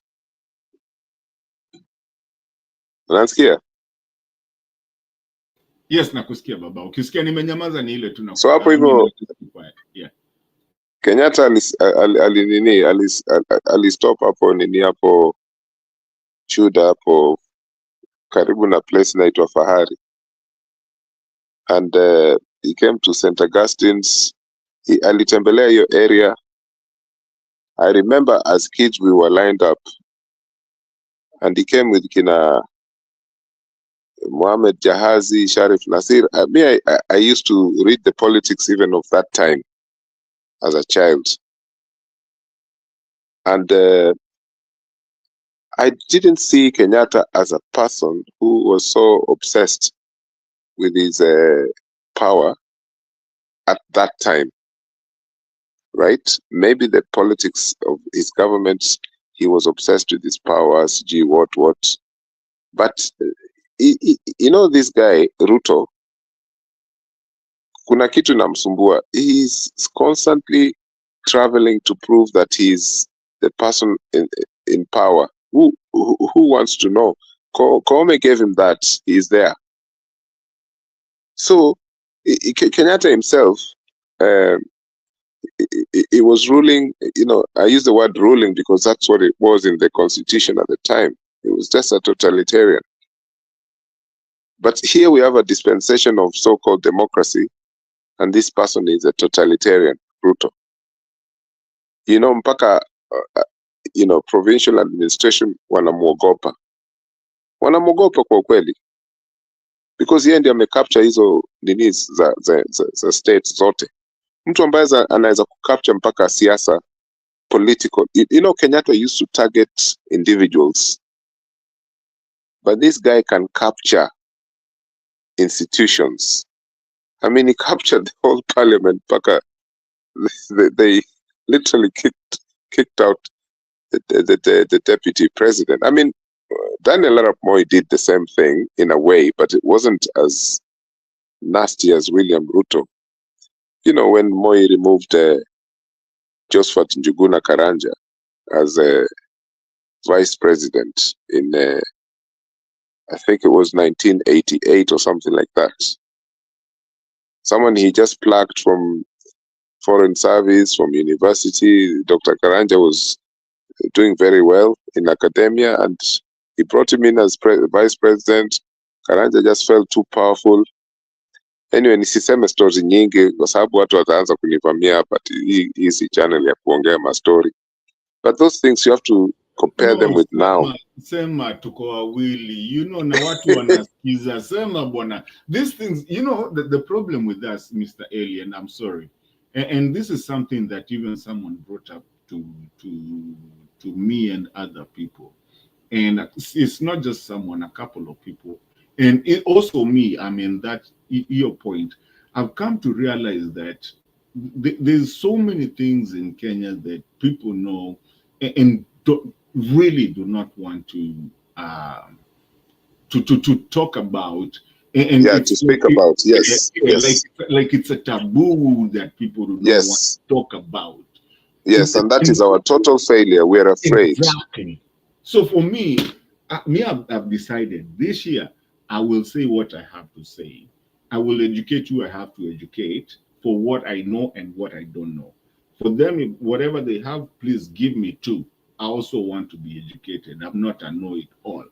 But when you give that history, it's very important so that people actually now where we are start getting it. We are only two of us. I'm not stopping you. You have the show. I am here. Okay. So, yeah. So, okay. Josephat Njuguna Karanja, you know, he was our first diplomat in London. He was, I think he was the first Kenyan high-profile ambassador. He was placed in London in back in the day after independence. Then he came back to Kenya. He worked in government. He got a job at Nairobi University. You know, he was an excellent person. His CV reflected that. So Moi played around with the idea of getting a new vice president, and he chose Josephat Njuguna Karanja, who you don't even see mentioned in many historical things of Kenya. Karanja was just, you know, people when he was removed from power, David Mwenje, who was the Embakasi MP, was used the same as Mutusi. Is it Mutusi, the guy from Ukambani who was removed to Gachagua? David Mwenje was just a commoner in parliament, yeah, and he akaleta vote of no confidence hapo kwa parliament mpaka Karanja went and read some, I don't know, was it a Shakespearean book or something? He came up with this thing about common decency has been thrown out of the window and replaced by political thuggery. Hiyo kitu Wakenya walisema kama wimbo wa taifa after Karanja was removed. Because that was Karanja's protests, akapotea tu hivyo. He never ventured in Kenyan politics after that. Just by being removed by David Mwenje, one MP who engineered a vote of no confidence. Of course, it was used by Moi. But Moi, I don't think he captured that parliament because there were some voices of reason who opposed that motion of David Mwenje. But this one of the way Gachagua was removed, even the speaker, watu walikuwa nasema hadharani, even deputy speaker ule Gladys Sholei, ati we are going to remove Gachagua. So a lot of things that have happened now in Ruto's tyranny is because this man is so consumed with that, power, and he's just in love with power. And that's why you hear when people are analyzing Ruto, they say that he micromanages everything. But if you're a micromanager and you're getting results, that's a good thing. But it can be difficult when there's no results, and I think that's what's happening with Mr. Ruto. He micromanages everything, and that's why I don't even see how he can work with this mzee, Raila Odinga, because how will you start micromanaging Raila? You know. So I really think. Early, but you see that's good. That's good for me. For me, I actually don't forget your chain of thought. For me, I feel like that's a very good thing for us because for most of the people, especially this new people, I mean, like I said, me personally, I nilikunywa maziwa ya Moi, but I saw Moi. Yes, he was kind of micromanaging, but nobody would know he was micromanaging because you would only see him when the media is there, and you would also see.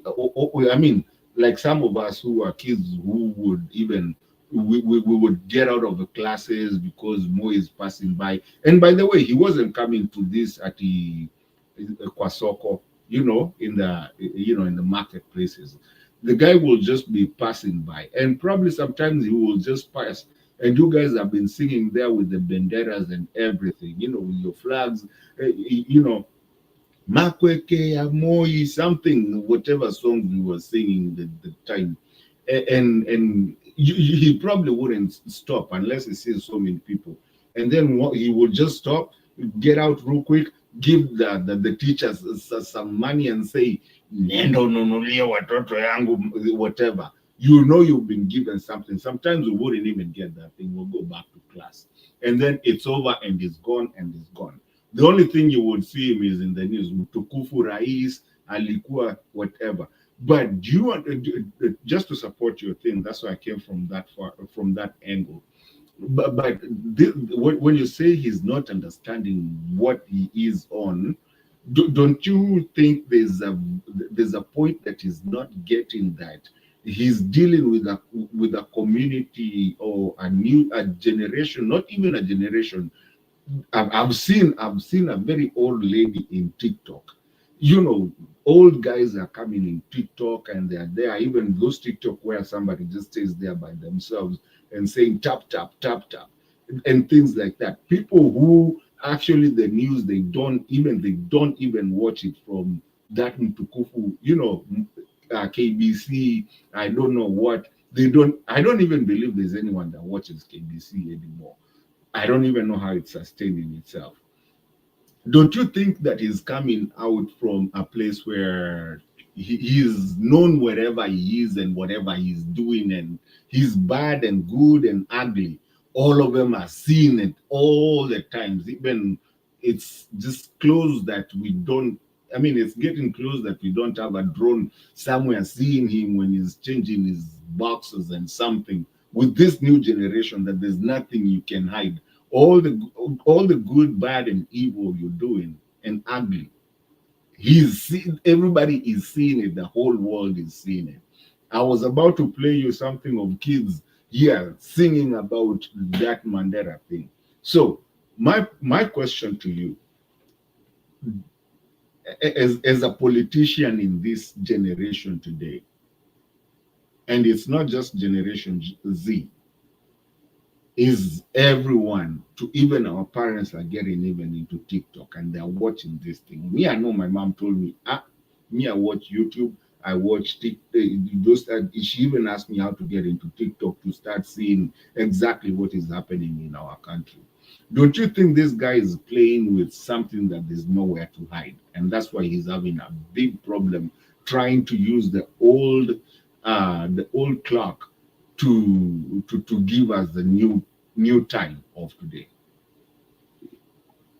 It's interesting how you have explained that, because you can remember in 2013 when Ruto and in 2012 when Ruto and Uhuru came back from The Hague, and in fact, even when they became president and the deputy, but more especially during the campaigns of 2012, these two used they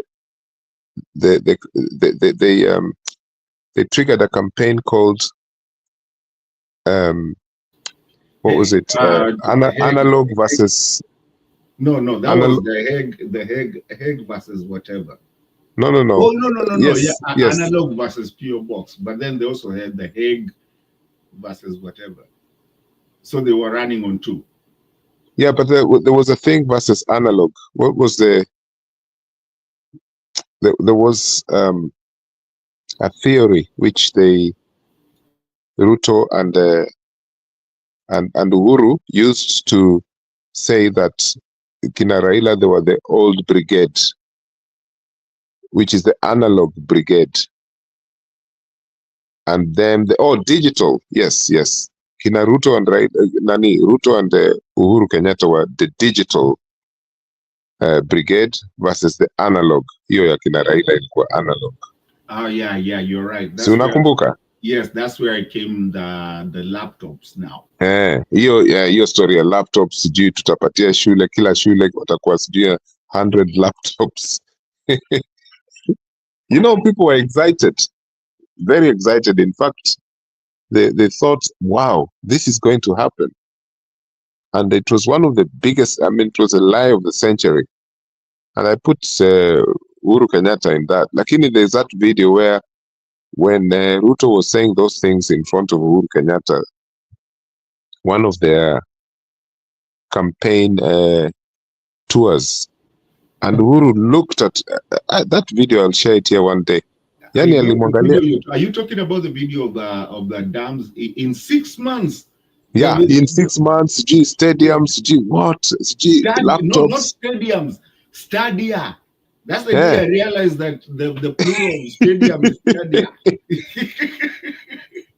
Sasa, si unakumbuka vile Uhuru alikuwa anamwangalia? Yes, nakumbuka Uhuru alikuwa kamesimama pale nyuma. By the way, I want to look for that video now. Hey, Uhuru looked at him and said, "This guy, is he crazy?" So, let me look for that video. That was one of the defining moments of who William Ruto is, because you could see how Uhuru had already, and they already knew each other, because Uhuru was the party leader of KANU, and Ruto was the Secretary General of KANU before they formed that TNU and things like that. But what happens in this particular situation we're in is a person who, over 10 years ago, was claiming that he's part of the digital movement. And if you look at his actions are so analog. And it tells you that he just propagates things and he lies so much. And if someone could just say that this guy is a pathological liar, it's a mental health situation, it is very risky to our security as a country. But of course, it's difficult to dislodge him from power just using that, because he has captured everything, including parliament. But his lies now, they have become, so obvious that all we can do is just laugh. Sometimes you laugh at your own misery. You just laugh. Hebu tuone hiyo video.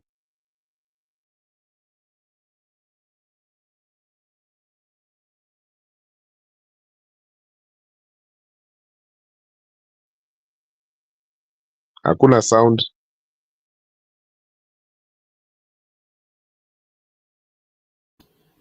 Ukoshu hakuna sound? Hakuna sound, lakini this is the video, yes. Okay. Just watch. Let me get it from somewhere else then. You'll see Uhuru's side. Yeah. You'll see Uhuru's body language. Keep talking, brother. Mpaka Uhuru Kenyatta alishangaa sana, huyu mtu ametoka wapi? Yani, even the audience, they were looking at Ruto and they thought, this guy, is he a magician or what? Yani, the things he's promising here, is he a magician? Because these things are impossible. Even a company cannot strategize such things within a short time without, if you are a profit-making company, but you want to commit yourself to philanthropy or charity activities, it's just what they call social responsibility. You can't deliver something you don't have. And I saw that is what Ruto was trying to, explain when they were campaigning. Yani, it beats the mind. Yani, you make such claims so that you just become a deputy president and a president. These guys, they earn money, but it's not something that's at such a big amount of money. What they earn is not as big as what they get from their lobbying activities internationally, where they actually earn big money from companies that want so and so to become president or deputy president. And nataka hebu niambie, please guys, tell me this video is gonna play na sauti sasa. A short while ago. And iko na sauti sasa? Hebu ongeza sauti. I have heard many people discuss about, okay, you made promises, you haven't kept some of them.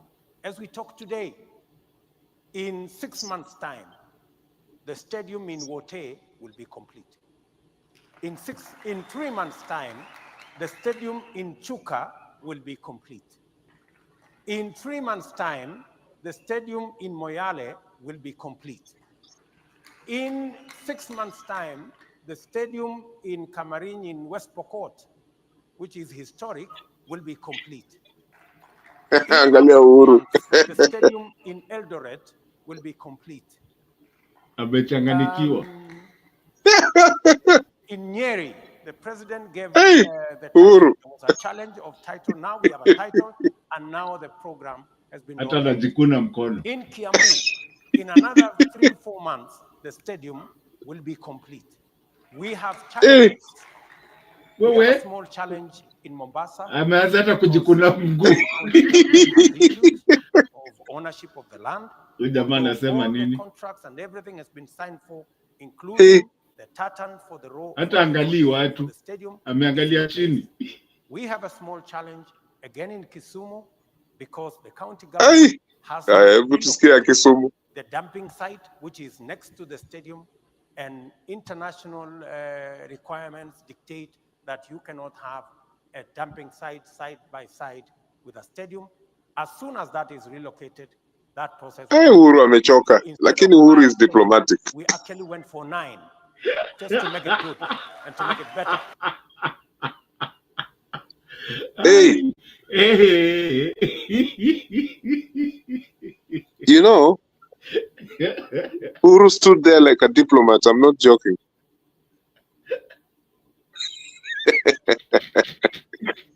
Aki, if you come to your workplace and you're talking like that in front of your boss, you better be ready with the results that you claimed you would make within 10 months. Actually, kwa 6 months na mdosi amesimama hapa. Anajiuliza ala, wewe kunaenda hapa. Ala. Wow.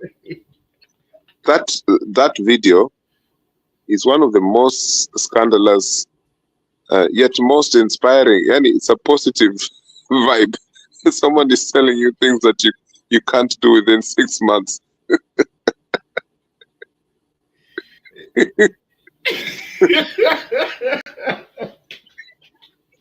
Eli, umenikumbusha hii video. I told you mimi ni mkora najua kutafuta hizi video.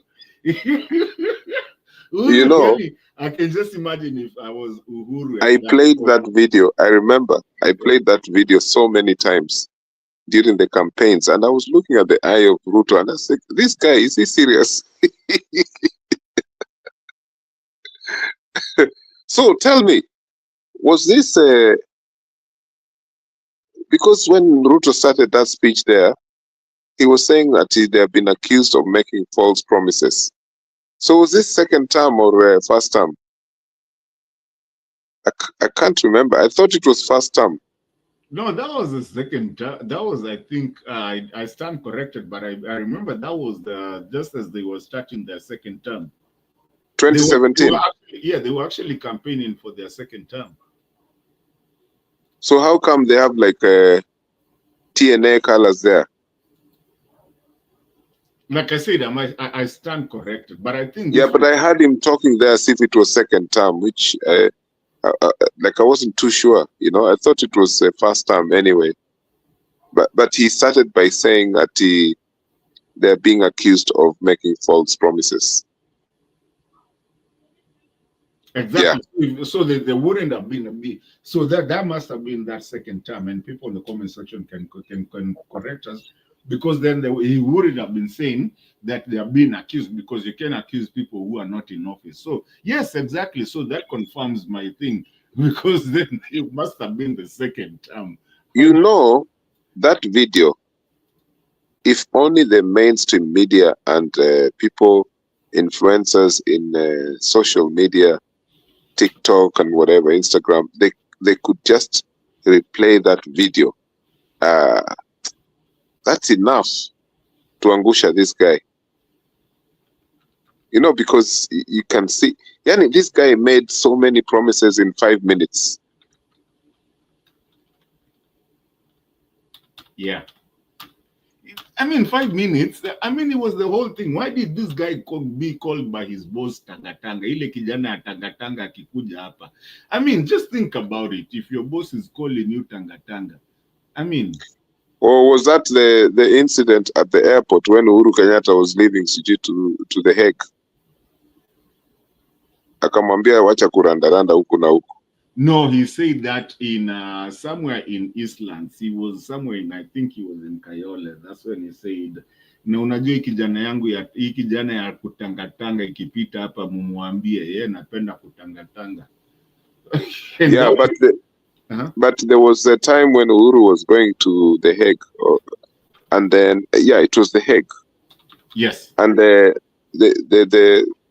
handlers of his media, whatever, they didn't know that the mainstream media had captured this video, and he was kind of whispering to Ruto, nawacha kutangatanga hivi na hivi.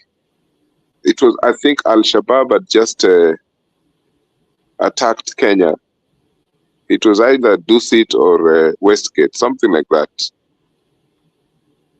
Alafu Uhuru gave Nani hizo powers. Yeah, he handed over the powers to him. Akamwambia wacha kutangatanga sijui huku na huku sijui nini. And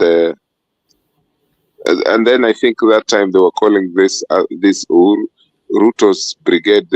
When now Ruto and Uhuru started falling out, Ruto's supporters akina Ichungwa, they were called the Tangatanga Brigade.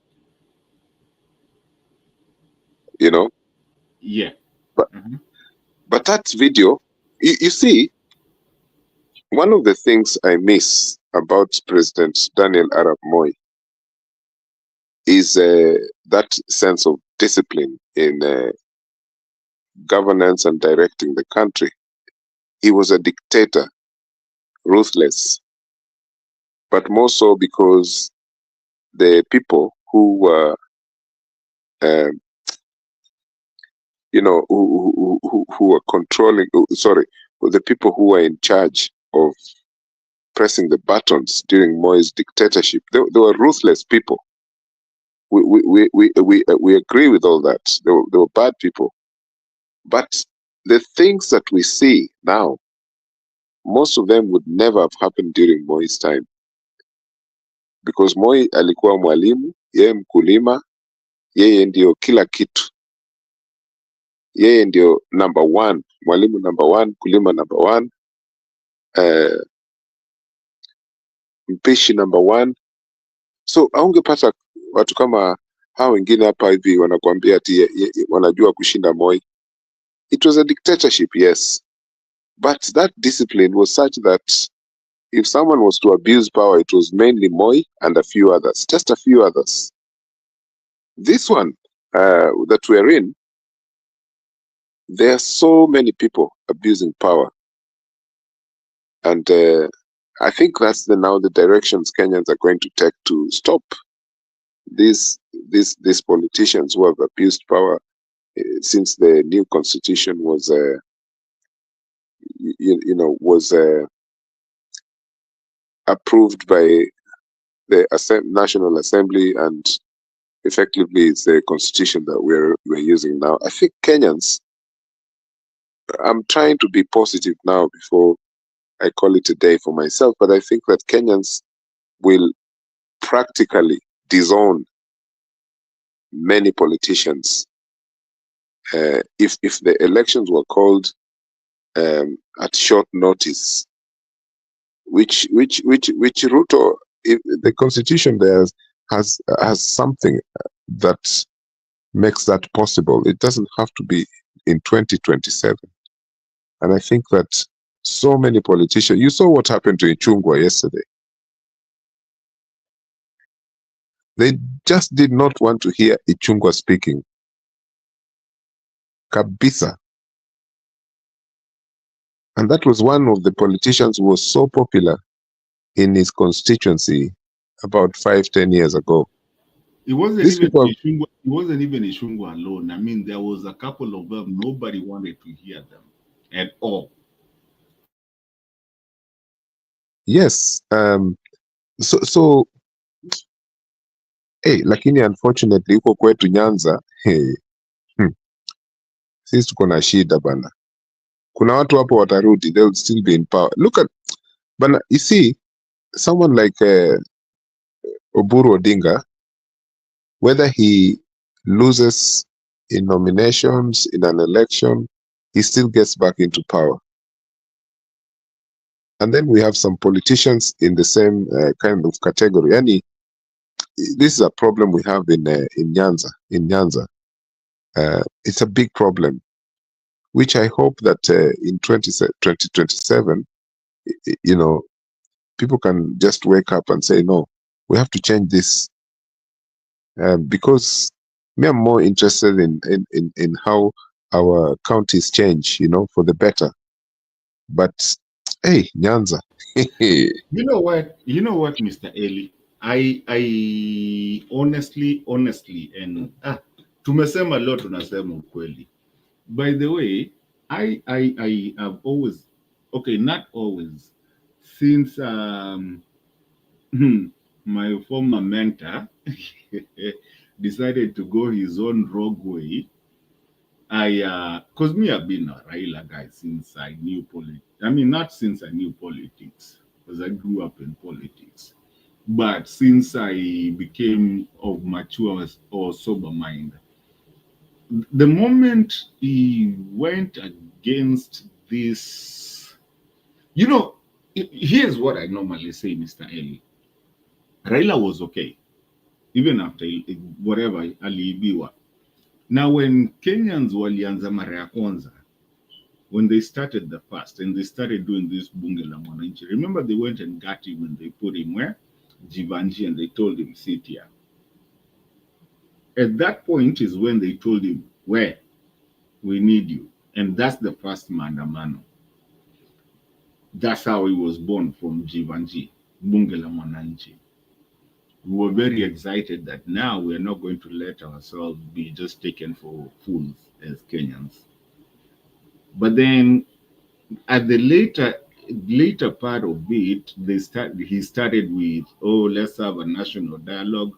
Then again, as I don't know, NADCO and whatever, akapunguza moto. Then guys said, I mean, now what you want to call Gen Z, but it wasn't just Gen Z, there was other people. And now people just say, no, we're not going to do this. We're not going to do this finance bill and whatever. And anyway, I don't think that whole thing was about finance bill. It was just a defiance moment of people. At that time, he had already maandamano, sisemi yake, but wacha niseme yake, ilikuwa yake imetulizwa. So when these ones came, he came to tuliza them again. And honest, now when you're talking about the Nyanza side, I think that's where the problem now became, because the rest of the country now, and I'm not being, when umetaja tu story ya Nyanza. No, it's true. It's true. Yes. Yeah, that's when people started looking at Nyanza now. Okay, you guys are not with us, so nyinyi na Ruto wenyu kaeni na nyinyi. We'll do what we have to do then. It's very true. Because now it seems, and then we had people like Kina Gaucho and people like Kina Mbadi and people like, all these, Luo Nyanza, Kina Wanga, people that we had really, really trusted coming in and telling us to follow Ruto, the person that we've said no, and just because Baba Fidel has gone to that side. And so the whole country just said, you know what, Bas. And that is where I feel it will be hard for Luo Nyanza politics to come back to the mainstream politics again. I think it will take a certain time for them to even kukubalika. It's very sad. Unajua, because they left. Imagine we had gone against the Central because of them supporting this guy, but them now they showed us, tulifanya makosa na wakaomba msamaha. Now remember, the rest of Kenya is just watching. But here's a kid who's said, okay, poleni. And then here is another kid who is now telling us, niko kwa serikali, mutadu.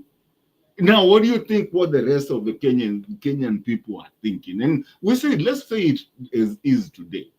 Kikuyus right now, not that tumewasamea, not Kikuyus, Central, ama tuseme tu Kikuyus, tumewasamea for now. Kidogo, bado wako probation. But Nyanza imejingiza not even probation, they've gone to detention, according to the rest of the country.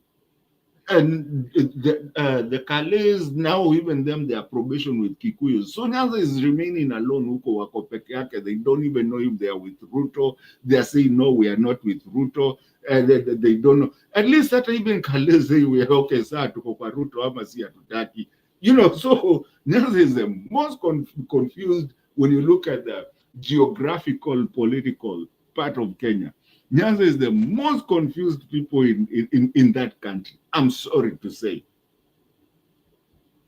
No, it's very true, because of the power dynamics, the succession wars in Nyanza, where someone has to succeed Raila Odinga, is part of the problem, because it's unfortunate that in Kenyan politics, each community has to identify a so-called kingpin so silly and so I really primitive. don't believe on that kingpinship. I just believe in how the geopolitical kind of things work. You Yeah, see, like even in a place like I don't like referring to this country because I don't know why Africans yeah, refer yeah, to these are the big countries. But when you look at somewhere like the US, and let's just be brutally clear, you see, like when you talk about the Democrats, you will find is the kind of mixed areas. But then when you talk about Republicans, you will find is what people call rednecks or what you call yeah. people They're in in, specific areas. yes, specific areas. So the geopolitical thing will never change, will never be there. Even when you go to Tanzania, where they say Awano Kabila, you will find that CCM comes from a certain area and the other ones come from a certain area. But for them, they've said, we're cool. We don't care, Mali Metoka. You see? But for Yeah, most of the world, there's always that give and take.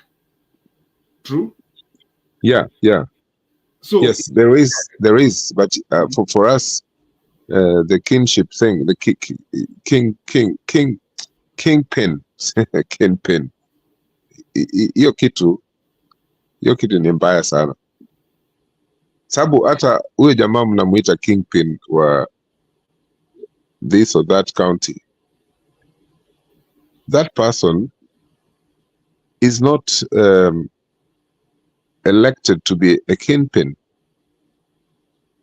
That, if that person, for example, is just say the governor, but he's a loudmouth governor of a specific county, alafu wanasema huyo ndio kingpin wa hiyo county.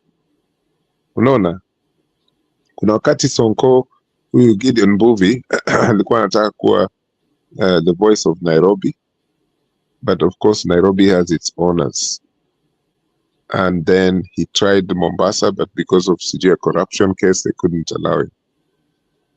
But if someone like Ferdinand Waititu had come up trying to be the kingpin of Nairobi, he would have easily been, because those people who follow Waititu are mostly Nairobians, and he knows how to wave his carrot and stick. This thing of kingpin is not even, it's not even significant. I mean, like, it's one of those fluid things that doesn't make sense. But the people who parrot it the most are the media.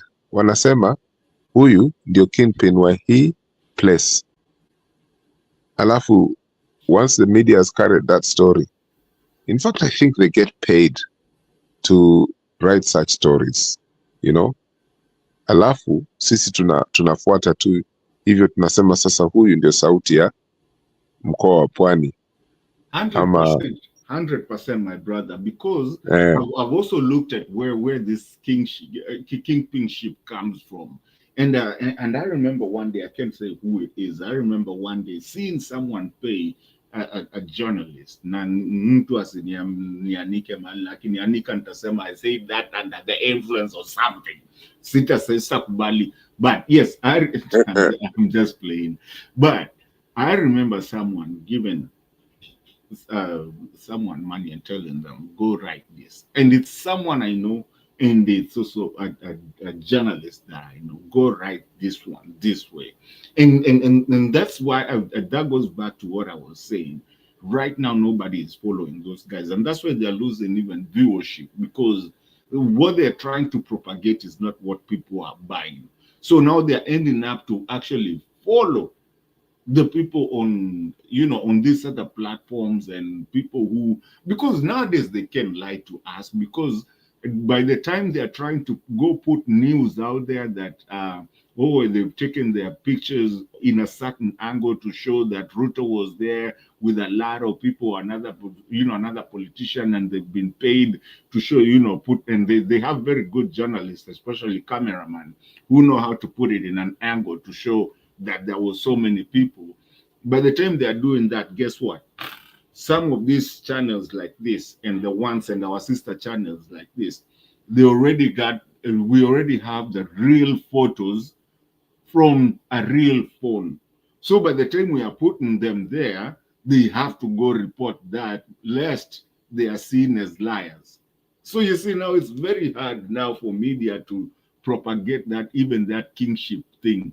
It's not going to work at this time. What do you think? It might not work, but No, I think it will not. But you see, in poverty-stricken parts of Kenya, it's very, very difficult to do away with this thing. It's like an addiction people have for their leaders during election time only. Okay, you tell me this, This is for you. I've been saving this for you because you said you wanted to go, so that before we close, I want to close with you. Yeah, I want to go in 2 minutes, please. Yes, thank you. Even me. Before you go, I want you to tell me if a country has gotten to this point and you're the president.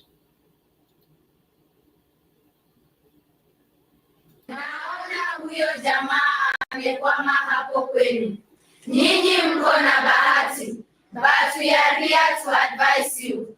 Alienda kwenu siku 6. Kwetu he was there 6 days out of 7 every week. Hakuna barabara hajui kwa jina. Hakuna soko hajui kwa jina. And he would memorize. We were very impressed. Because mimi naona huyo jamaa Fungu kifuatacho kisha ujibu maswali. Wenye bado wako kwa said some months. Hakuna barabara hajui kwa jina.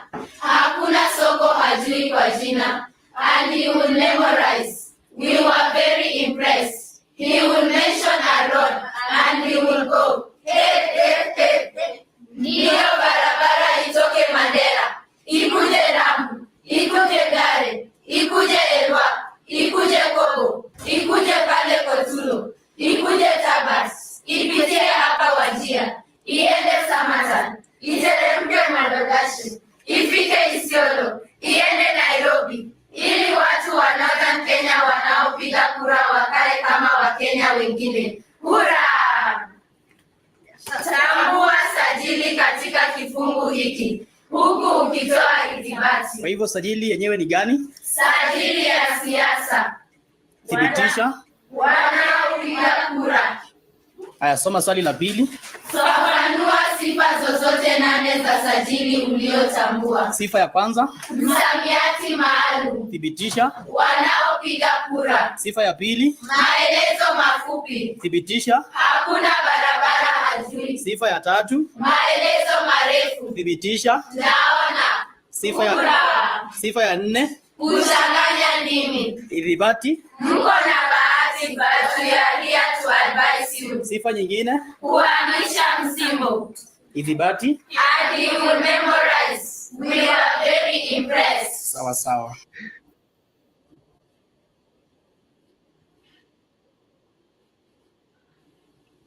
That's a very, very brave teacher. Which school is that? Hey, some teachers. Kusomeshwa sasa bwana. Hawa mtazana nao. So which school is that? Somebody said, actually, a friend of mine in the political realm sent me that, and he was like, "Can you edit this and actually just catch to where this guy? I mean, show people." Hey, those kids are being taught. Those kids are bright.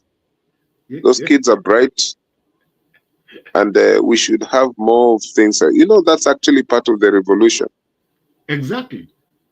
This is intellectual revolution. Eli, yes. Now? No. These kids, that is part of the revolution. It's I mean, like, you couldn't have said things like that as a school child, say 15, 20 years ago. Yeah, so that's what I'm telling you. Kenya is doing good, bwana.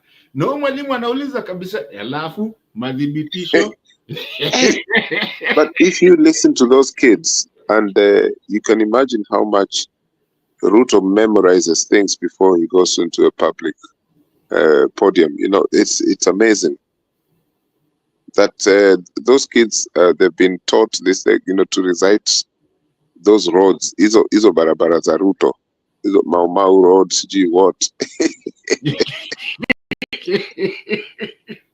I'm telling you, Jana alianza na Mau roads. Revolution is ripe. Wewe kwanza wacha afike huko kwenu ndio mtaona. Na ni kwetu tunamtumia nyuki. Ati nyuko na ataanza kuwatukana ati hamna maji. Unajua alitutusi the other time, yeye na Duale walituambia Al-Shabaab wakuja wagonge Ukambani ndio wanaanza gonga. Oh, nakumbuka yeah. Wakati ule nani Duale alisema ati mbona wasiende tu Ukambani wagonge huko. And that's the rhetoric that we see here. Look at some nonsense like Duale. And then we accept it. Something like that. That, of course, is an impeachable offense. And then now you're putting him in the medical side, medical ministry. He has nothing to do with medicine. He doesn't even know, he doesn't even know that we are Panadol. You know what I'm saying? Wow. Even if I could go, just because I want you to do the closing remark. Even if you wanted to say, and I'm not saying in a bad way, even if you wanted to tell Duale to give you the traditional medicines of Kenya, he cannot. He came in as... si ataenda kwa Masai kwa market. That was your gold. Anyway, give your closing remark, ladies and gentlemen. For me, I want to say thank you so much for listening to us. We are about to go. This is Jiru's channel, but it's our sister channel with the rest of the channels. Asanteni Yusuf, asante sana, I'm seeing you.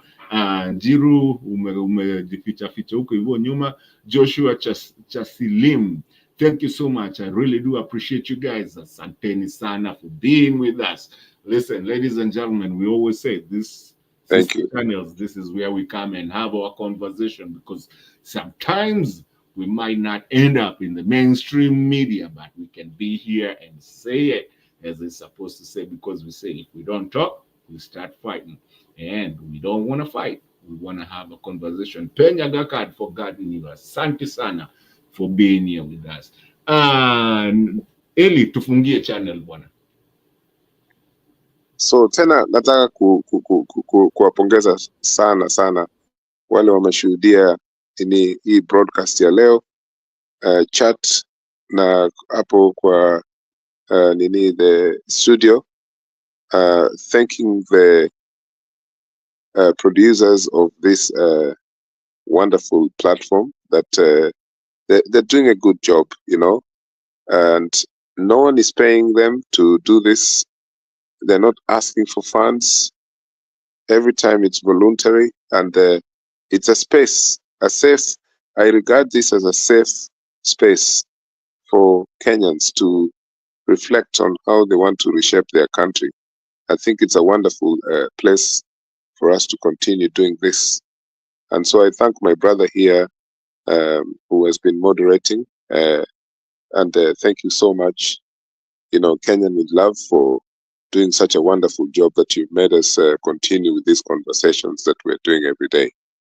Mimi kesho, Dublin, in fact in 3 hours, naingia kwa train, alafu niko kwa workshop, sijui conference, narudi, ingia Liverpool, mpaka Tuesday. Tuonane, santeni. Thank you, Eli. Everybody else, tupatane baadaye. Asanteni sana, kwaherini, kwa majaliwa ya Mungu. Let's see each other when we see each other. Good night, good day, wherever you are. Barikiwa.